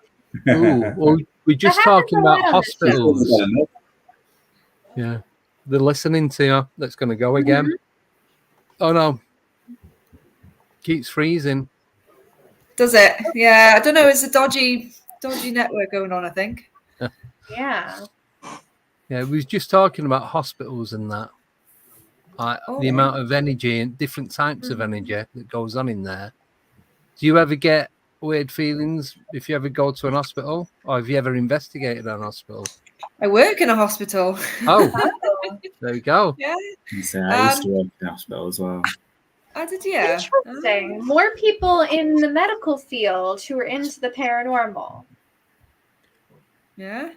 I kind of wonder if there's a correlation, because I find a lot of people who work in the medical field are kind of drawn to paranormal. There's a lot of nurses and doctors and health carers that I speak to, and they do night shifts, and they have experienced some strange phenomena, like weird, like orby kind of lights, and apparitions of a little girl I've heard about, and it wasn't exactly the staff member that's seen the little girl, it was actually the patient. And she was saying how she could see a little girl playing, and she would talk to her and things. So yeah, it's quite interesting. But I'm too busy to feel for spirits and things like that anyway. But on the night shift, you do feel a little bit eerie, you know. But yeah, lots of people witnessed. Yeah. definitely. You never think like when you've got a quiet moment just to have a like mooch about and we had, well, me and a friend of mine, colleague, she's always saying, I'm going to take you somewhere, we're going to do a bit of ghost hunting on our breaks, and we just don't have time to do it. Because we've got a new part of the hospital, and we've got a very old part of the hospital, and it's the old part that's quite haunted. Lots of people have witnessed soldiers walking through the halls, and things like that, and obviously a spirit of ex-patients, I suppose, and little girls and things like that, children. So yeah, but I'm on a night shift tomorrow, so I'll try. Oh, yeah, you have to let us know if anything happens. I will do, yeah. If she's working tomorrow, I'll say, right, we're doing it. Yeah, let's What do go. you reckon, Tom? Should we pop down? What's that? Sorry. We pop down and see Rach tomorrow. Make a couple of bed sheets and just walk around with them on. Pull holes in. Oh, that'd be good. Just scare everybody in the hospital. So, speaking of work, I don't know what Chris and Tom do as a job, but do you get anything in your job? Do you ever feel any weird stuff going on other than being underpaid? Right. I was doing a job. We do a lot of new builds. We do like energy and heating controls and things like that in new builds. Right. But we occasionally get the older buildings. And I was doing Calverley Old Hall up near Leeds. Really old building. And I read up before I went and read about apparitions and things that have been seen. And it was still very much a building site. It was a quiet building site. So I purposely took my time looking around the job, and just tried. Not quite calling out, but kind of like, listening. And you got to, it just, place like that, you've got to, haven't you? It's definitely worth trying. Didn't get anything, but I did speak to people working there who told me about doors closing themselves and things like that. So you never know. Yeah. But no, I can't say I've ever experienced anything at work, unfortunately. No. Tom? So I'm a nurse. I used to work in Manchester Royal. Yeah. And like I said, on night shifts, we've had stuff like there was one time where we were all sat around the nursing station, just doing paperwork and stuff. And one of the healthcare workers had walked off to go and get something. And then as they were coming back, the light turned off, and we actually heard the switch click. And it was like, "Did you just turn that light on?" She's like, "No." Yeah. The switch was like near the nursing station. You couldn't turn it on from where she were coming from. And then it used to be like it was like a T-shaped ward. And I was sat sort of looking down the long corridor, and just out the corner of my eye in the corridor, I seen like a shadow go from like left to right. But obviously it was the corner of my eye, so it could have been just to trick the light maybe, but the light switch thing was weird. Interesting. I know. It's strange, but all this, like you say, all this must be going on all the time. Oh yeah, constantly. Yeah. So why do we only see glimpses of it? I think especially like in workplaces, you're that focused on your job, you don't notice these things, do you? Definitely not. And it's not always hospitals either. It's like residential care homes are quite haunted as well, because I worked in one, and I've had my hair stroked there. That was quite an experience. I could feel someone just like stroking my hair, and I thought it was one of the staff members that I was stood next to, and it wasn't any of them. Yeah, and they'd always witnessed lots of like shadow figures there. They've actually witnessed a resident in full form walking into their room. But obviously, they were deceased. I think back in the old days, one of the sisters told me that they saw a resident come out of the toilets. She went up to her, had a chat with her, would you like to sit down and all this? And she didn't see her again. She was just gone. So, yeah. Oh. Yeah. It's strange. It is, isn't it? Yeah, definitely. I used to work at M&S in Milton Keynes, And I used to like do all the stock refill, get the shelves, get the stock ready to be. Can't speak. I don't know what I did. I just turned on. I used to get the stock from the overstock to everyone to bring it up to put on the shelves ready for it opening the next day. So I used to work 4 till midnight, and everything was in the basement, right? And there's only like an handful of people that would work through the night. So I used to have to go down on my own. I'd been prodded in the back, pulled, everything. But the weird or the creepiest thing that ever used to happen there was certain times you'd go down and you could hear like 1940s music, like on the old gramophone sort of thing, and what sounded like a woman singing to it. Oh, no way. But I'd be down there, like I'd get like a couple of other people. It's like, can you? And no one else could hear it. It's only me. It was well. Was it an old building? Was it what? Sorry. Was it an old building? No. Well, Milton Keynes is quite a new. It's all built in the 70s, 80s. But where the shopping centre is, apparently it's all like henges and mounds and all that around that area. Okay. So might be an energy. In the centre, you've got Avebury, Silbury, and Midsummer. Midsummer runs down the middle. And what they've done, the way they've built it, on Midsummer's Day, there's a gap between the buildings, and you can see the sun go all the way down. And they've got like a tall pyramid teepee thing in a place called Campbell Park. And at a certain time, the sun is like right at the point on this like narrow pyramid. But it's all, there's loads of weird stuff around there. Okay. Well, it's interesting though, because I mean, Chester's quite a historic city, but it's very much retail led now.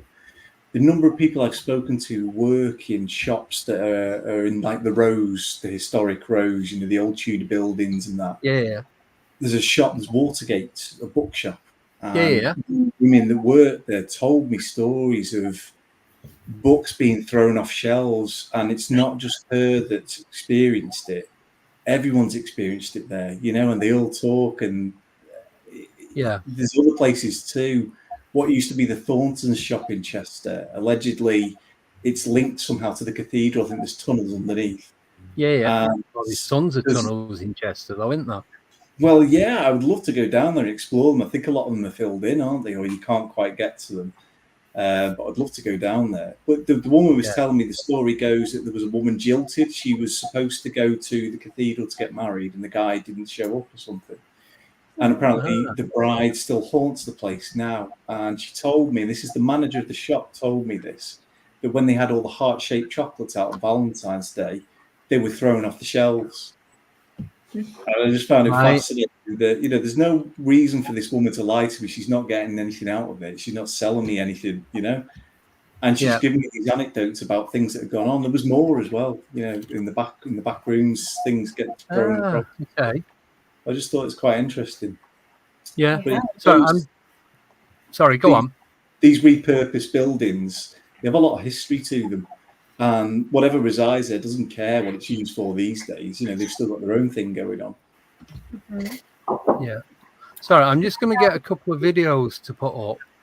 Yeah. To see my job used to be part of the oldest winery in New York or in the country. I'm not sure. It's a very, very old winery, but now the property is a pharmacy and a little shopping plaza. And we have a ghost. We call him the Marlboro Man because he has like a hat, like, you know, the cigarette guy, the Marlboro Man. Oh, yeah. The commercials, that's what he looks like. But it's weird because we used to see him all the time. He used to like throw boxes off the shelf. But now with like the new staff that's there, they don't see him as much as the older staff used to. Like he has to be comfortable with you before he'll do anything, maybe. Yeah. Have you seen there's a Sainsbury's or a Tesco or somewhere in the UK that's like a repurposed. It used to be like a morgue or something where they'd keep bodies, but now it's just like a Tesco or a Sainsbury's or something like that. I can't remember whereabouts it is or what shop it is, but like you can see all like the old elevators that would have gone down underneath, and I think they're just like storage now. I saw a video of a guy who was like a security guard there, and he was there even I think whilst a delivery was being made. Yeah. And you were watching this delivery guy come in, and he stopped and he looked like he was talking to someone. And where we were looking, like they couldn't see anyone with like all the cameras were pointed to. They could go to every different angle to see who he was talking to. And he comes upstairs and said, "Oh, there's an old woman down there. She looks like she's lost."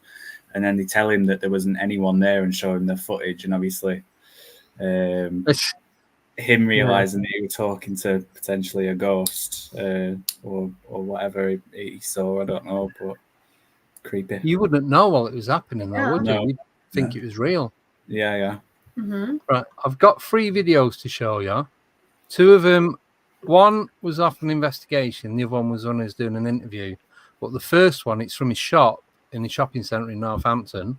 So it's the trainer shop office. So it's all locked up. So the shop gets locked up, then the shopping centre gets locked up. And this is the CCTV footage of it. So I'll play it now. Just watch your shoes on the right.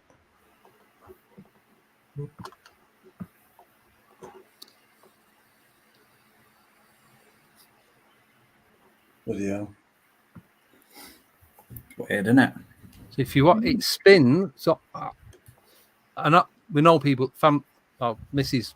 kids, some of them weren't there, or they work for the company, and all them are solid. You got, I think it's super dry next door, so there's no one can get in. But one of the shoes actually turns on its heel and then falls off.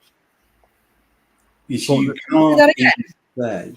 can't even say that there could be tremors or any bangs, because then multiple shoes would go. Yeah, it's one in particular, isn't it? And this is solid on the wall, and you've got the freestanding stands as well.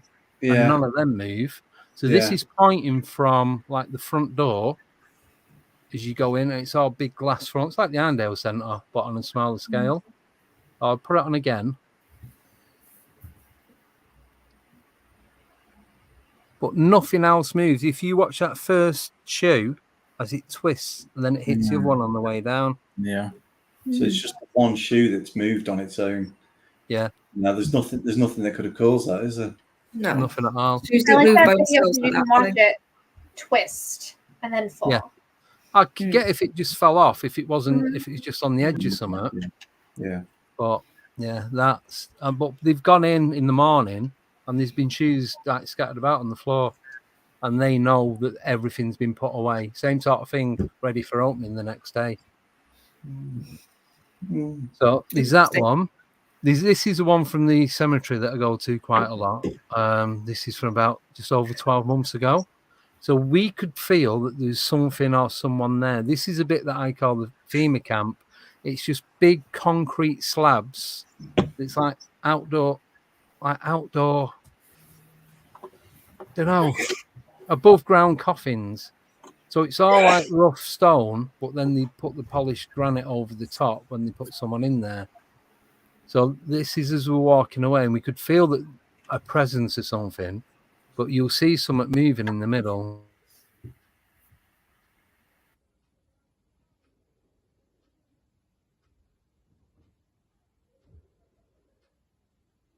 That's not a bug. You wouldn't be able to see. What on earth was that? Just like to me, it looks like someone stood up and then walked off and vanished into nothing. Yes, play that again, darling. So we could see that we couldn't see. We could feel that there was something there, but we couldn't work out what.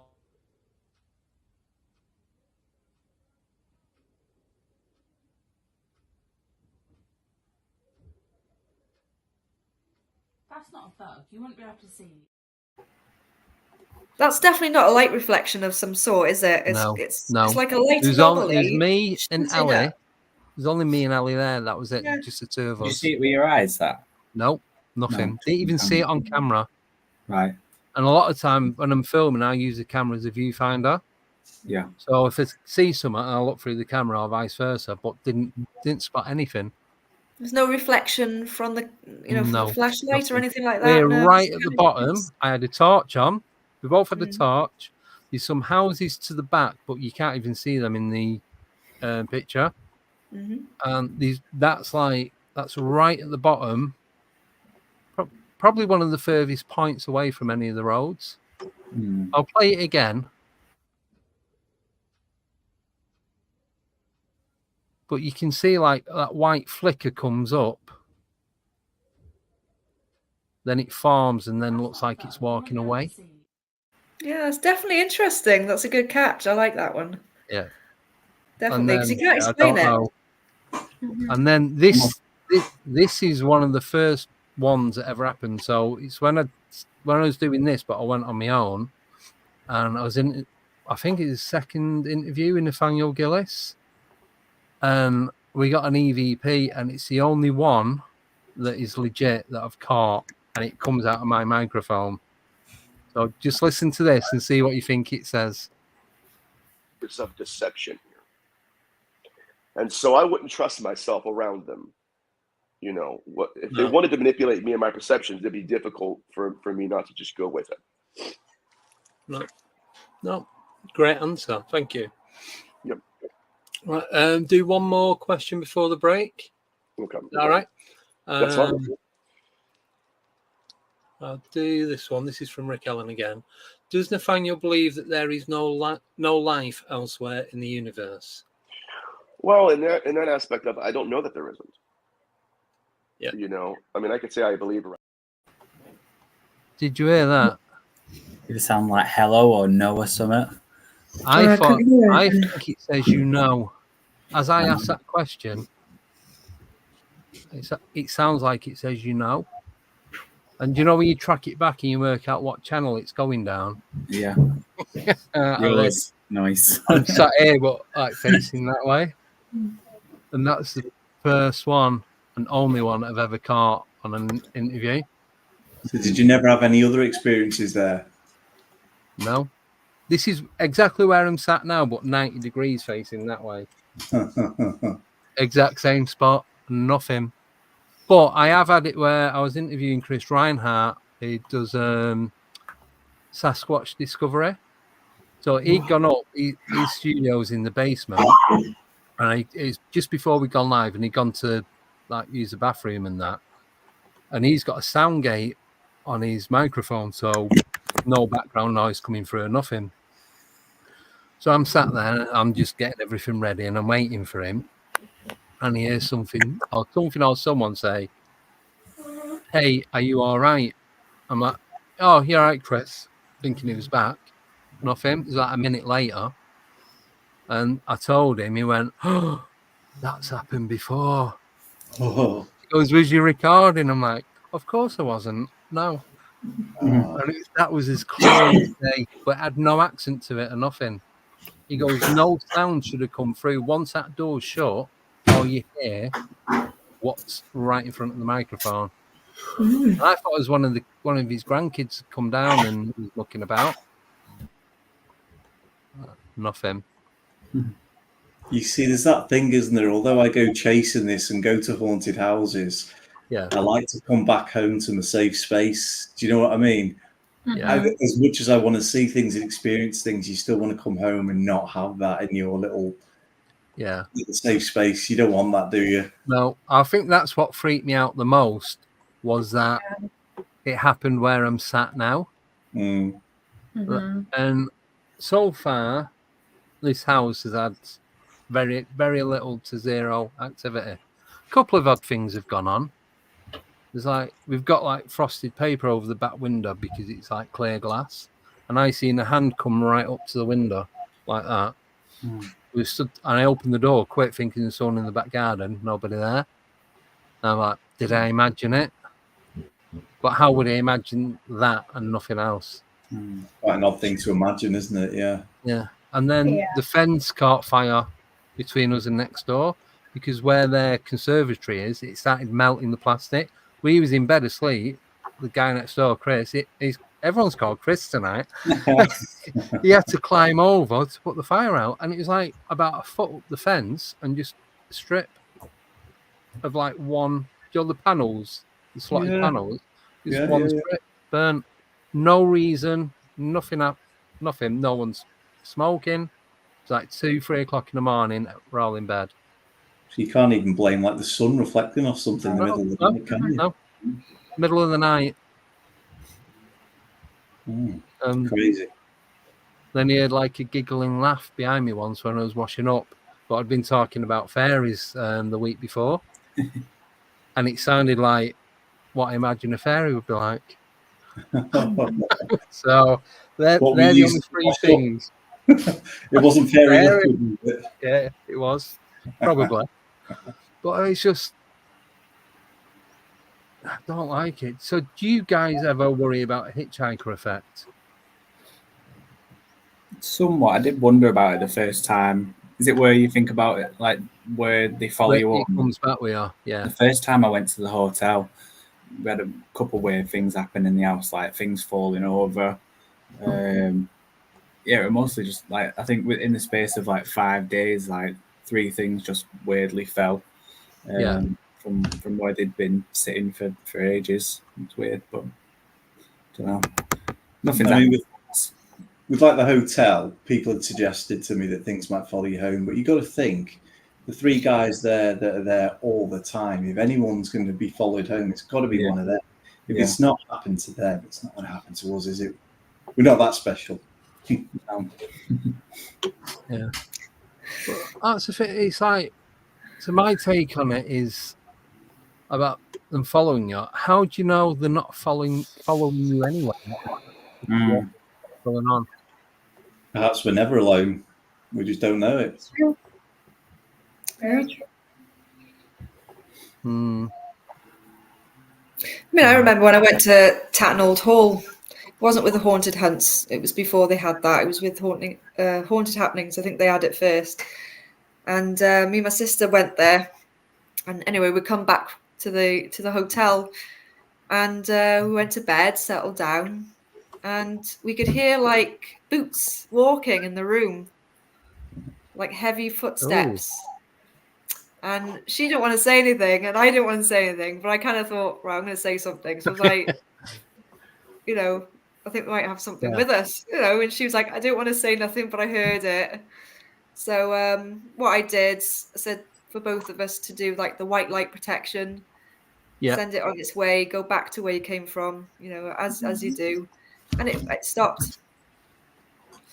So yeah, I do think I think a bit of energy can maybe attach itself to your energy. Depends on your on how you are, really, isn't it? The person. I don't know, but I don't think they'll follow you home and stay there for the rest of your life and haunt you and things. I think it's just that bit of energy that kind of that bit of you've taken with you. Yeah, but it's not like a possession type of thing. It's just an energy. Not yet. You know? Touch wood. Yeah.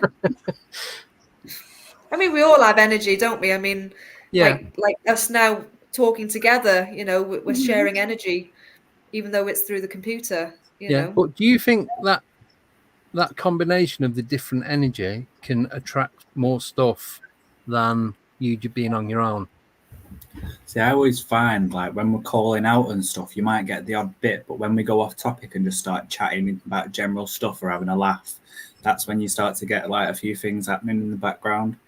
I don't know what there is to that, but that's something I've noticed. I've got a great example of that where it's at the hotel again. Me and my mate Phil, we've had virtually nothing all night, been very quiet. Then we're all sat around the table in what they call the brothel area. We're just chatting, and there's a lady to my left telling us a story about one of the experiences she's had somewhere else.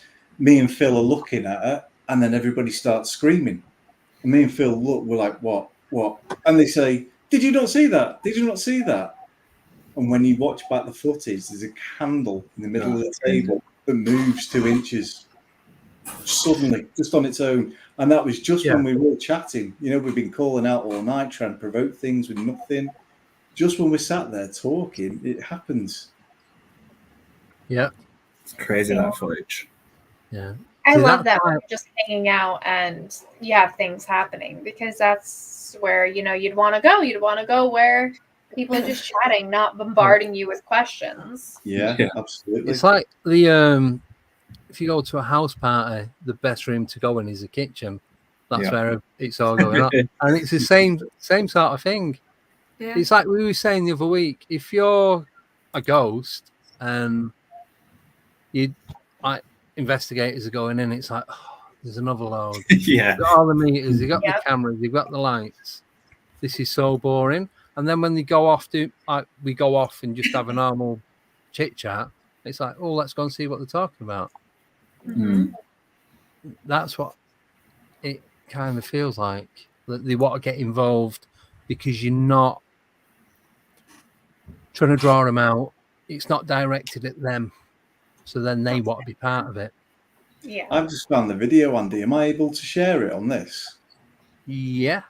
If I click present, will it do it on that? Yeah, if you go and present and then Yeah. click share, you've got a choice of 3 things: share window, entire screen, and something else. Got it. Yeah. You get it on ready and that's right, isn't it, Nicole? I can't remember. I've not done it for so long. Yeah. There you go. Oh, there it is. Right there. Right. There we go. Oh yeah. You can just see my mate Phil, just like, what?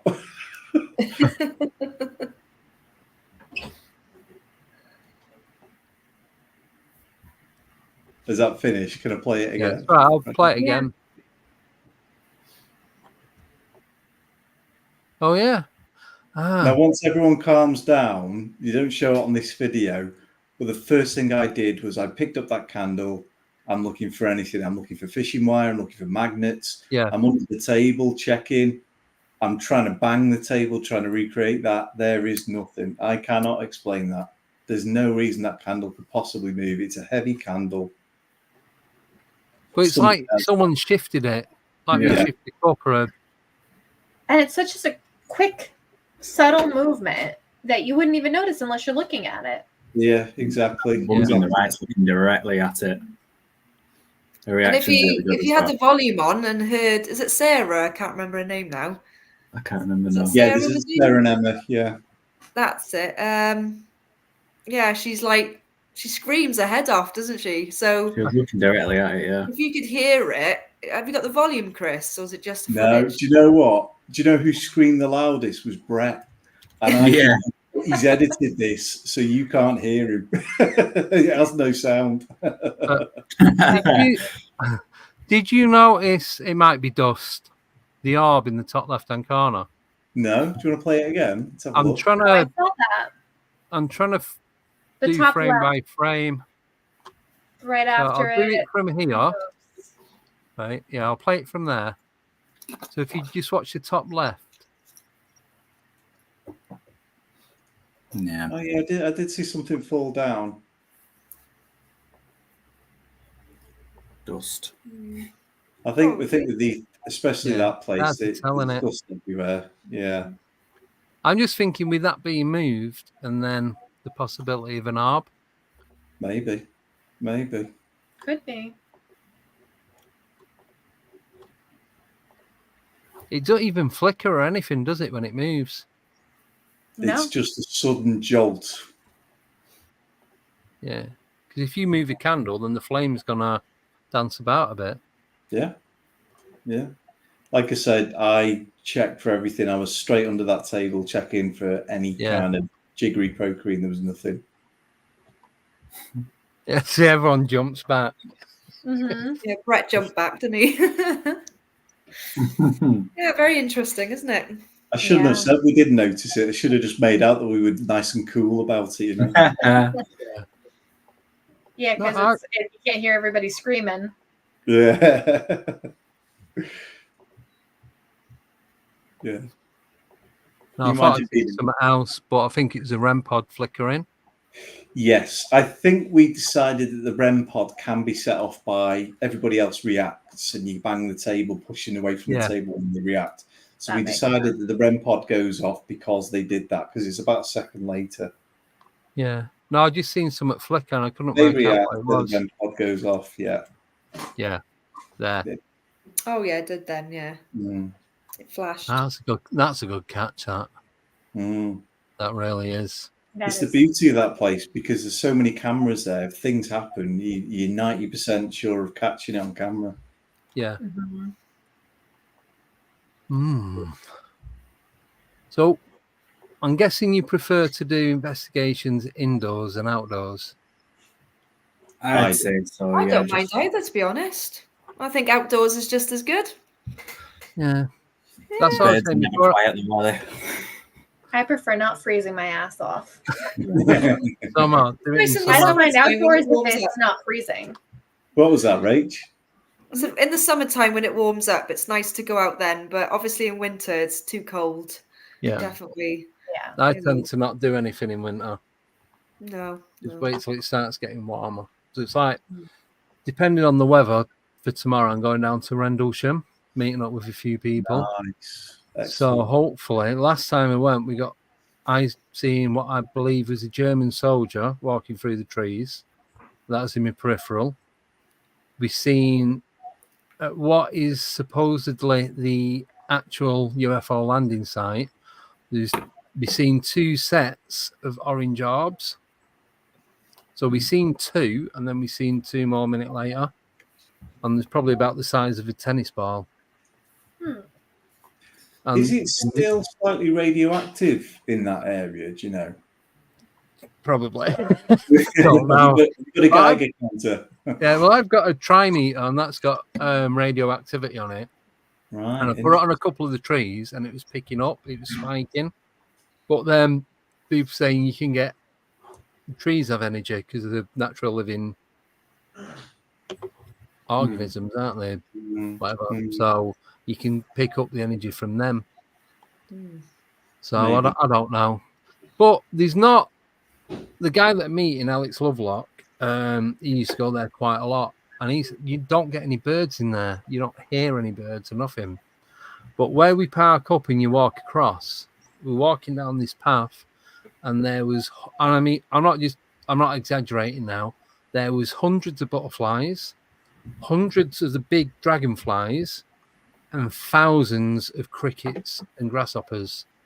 The floor was crawling with crickets and that. Wow. You're having to watch where you're standing. Just one stretch, and as soon as you got to the bottom of this bit where it like cuts off left and right, it's like someone's drawing a line and it just stops and nothing after that. It's a fascinating story, Rendlesham, isn't it? Yeah.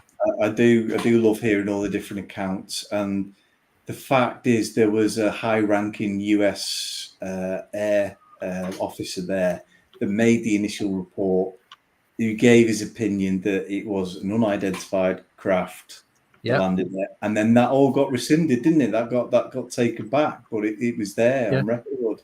Yeah. But the thing is, because that happened, is it 1980 on Christmas Day, Boxing Day, and then 2 days after.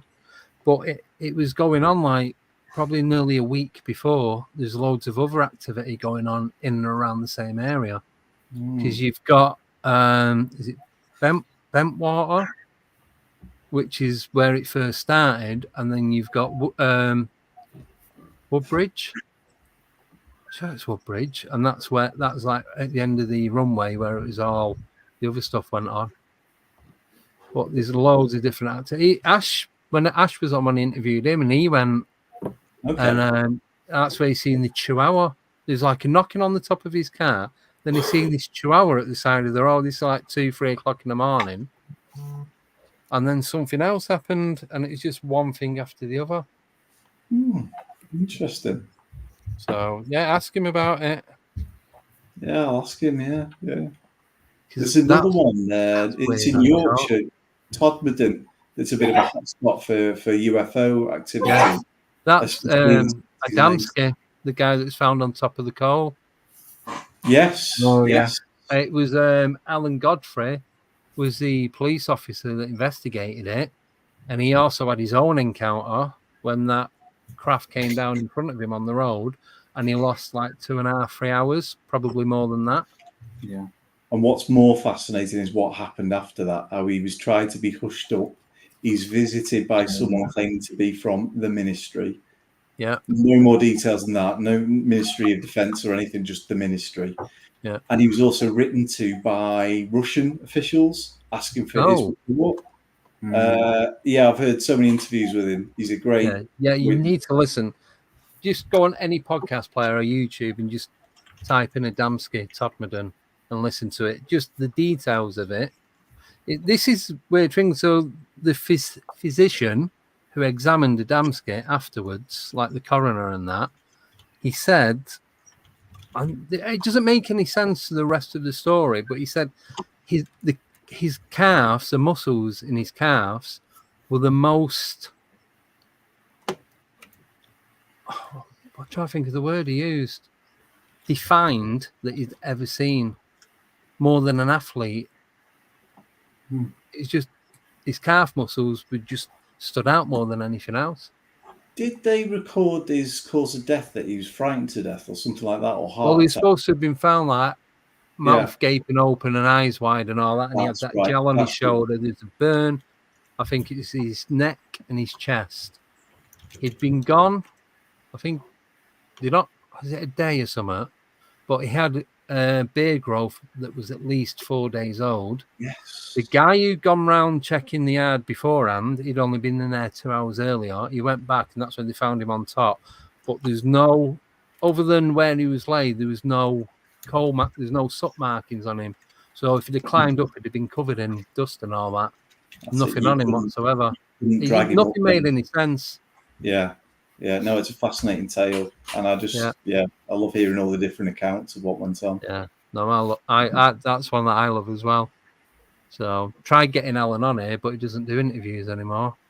No, like, it affected him big style, didn't he? He became an alcoholic. He split from his wife. It really destroyed him, but he's brave to speak up about it and continue to do so. Yeah. Well, that was the thing. It wasn't just that one thing. It was a UFO encounter, and then God knows whatever else that he wasn't allowed to speak about. So, right, we are over the 2 hour mark. So we're gonna call it a night. I know it always goes so fast. I know. Thank you all so much for coming on. Really do appreciate it. Thank you for having us. Yeah, anytime. Pleasure. Hope you enjoyed it. We did. We did. Very good. Lovely. Thank you. And it wasn't too nerve-wracking, was it? Not at all, no. Good. I was at first, but I started to relax once we started talking. It's that initial, because you don't know what's going to happen. I don't know what's going to happen, so yeah. Right. No, definitely before we go, me and Sarah are back on Monday on the other channel with that Monday face. So we're doing the first podcast as a live, then all the others are pretty much going to be pre-recorded. On Wednesday, we have Nicole.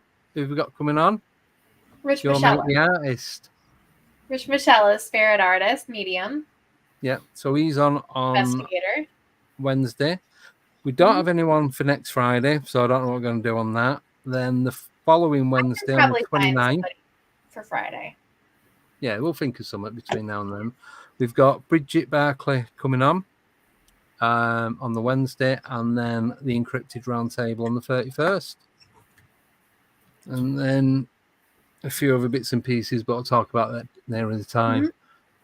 So, been plugging your group and everything throughout. So if you can send me the link, I can add it into the description on YouTube, and I can link your channel onto the end of this as well. Yeah. So thank you. Yeah. Thank you. If you send them over, I'll just copy and paste them and get that done. But massive thank you for coming on. Really do appreciate it. Oh, thank you for having us. Nice to meet you. Yeah, anytime. Great to meet you guys. Yes. And while we're plugging channels, Full Moon is going to start live streaming, but we need to get to 50 subs to live stream the investigations on YouTube, because right now we're live streaming investigations on TikTok. So everybody go sub to our channel, please, and thank you. Okay, will do. Brilliant. Yeah, we will. Thanks. Right. Oh, sorry. I'm just going to copy this, because if I do it afterwards, I'll lose it. Right. Got it. Cheers for that, Tom. No worries. Thank you. Right. Going to go. Enjoy your weekend. Hopefully I won't get abducted at Rendlesham. I hope I actually get to go and it doesn't chuck it down. So it's like just over 2 hour drive for me, and I don't want to go all that way and it's raining. It's not going to be fun at all.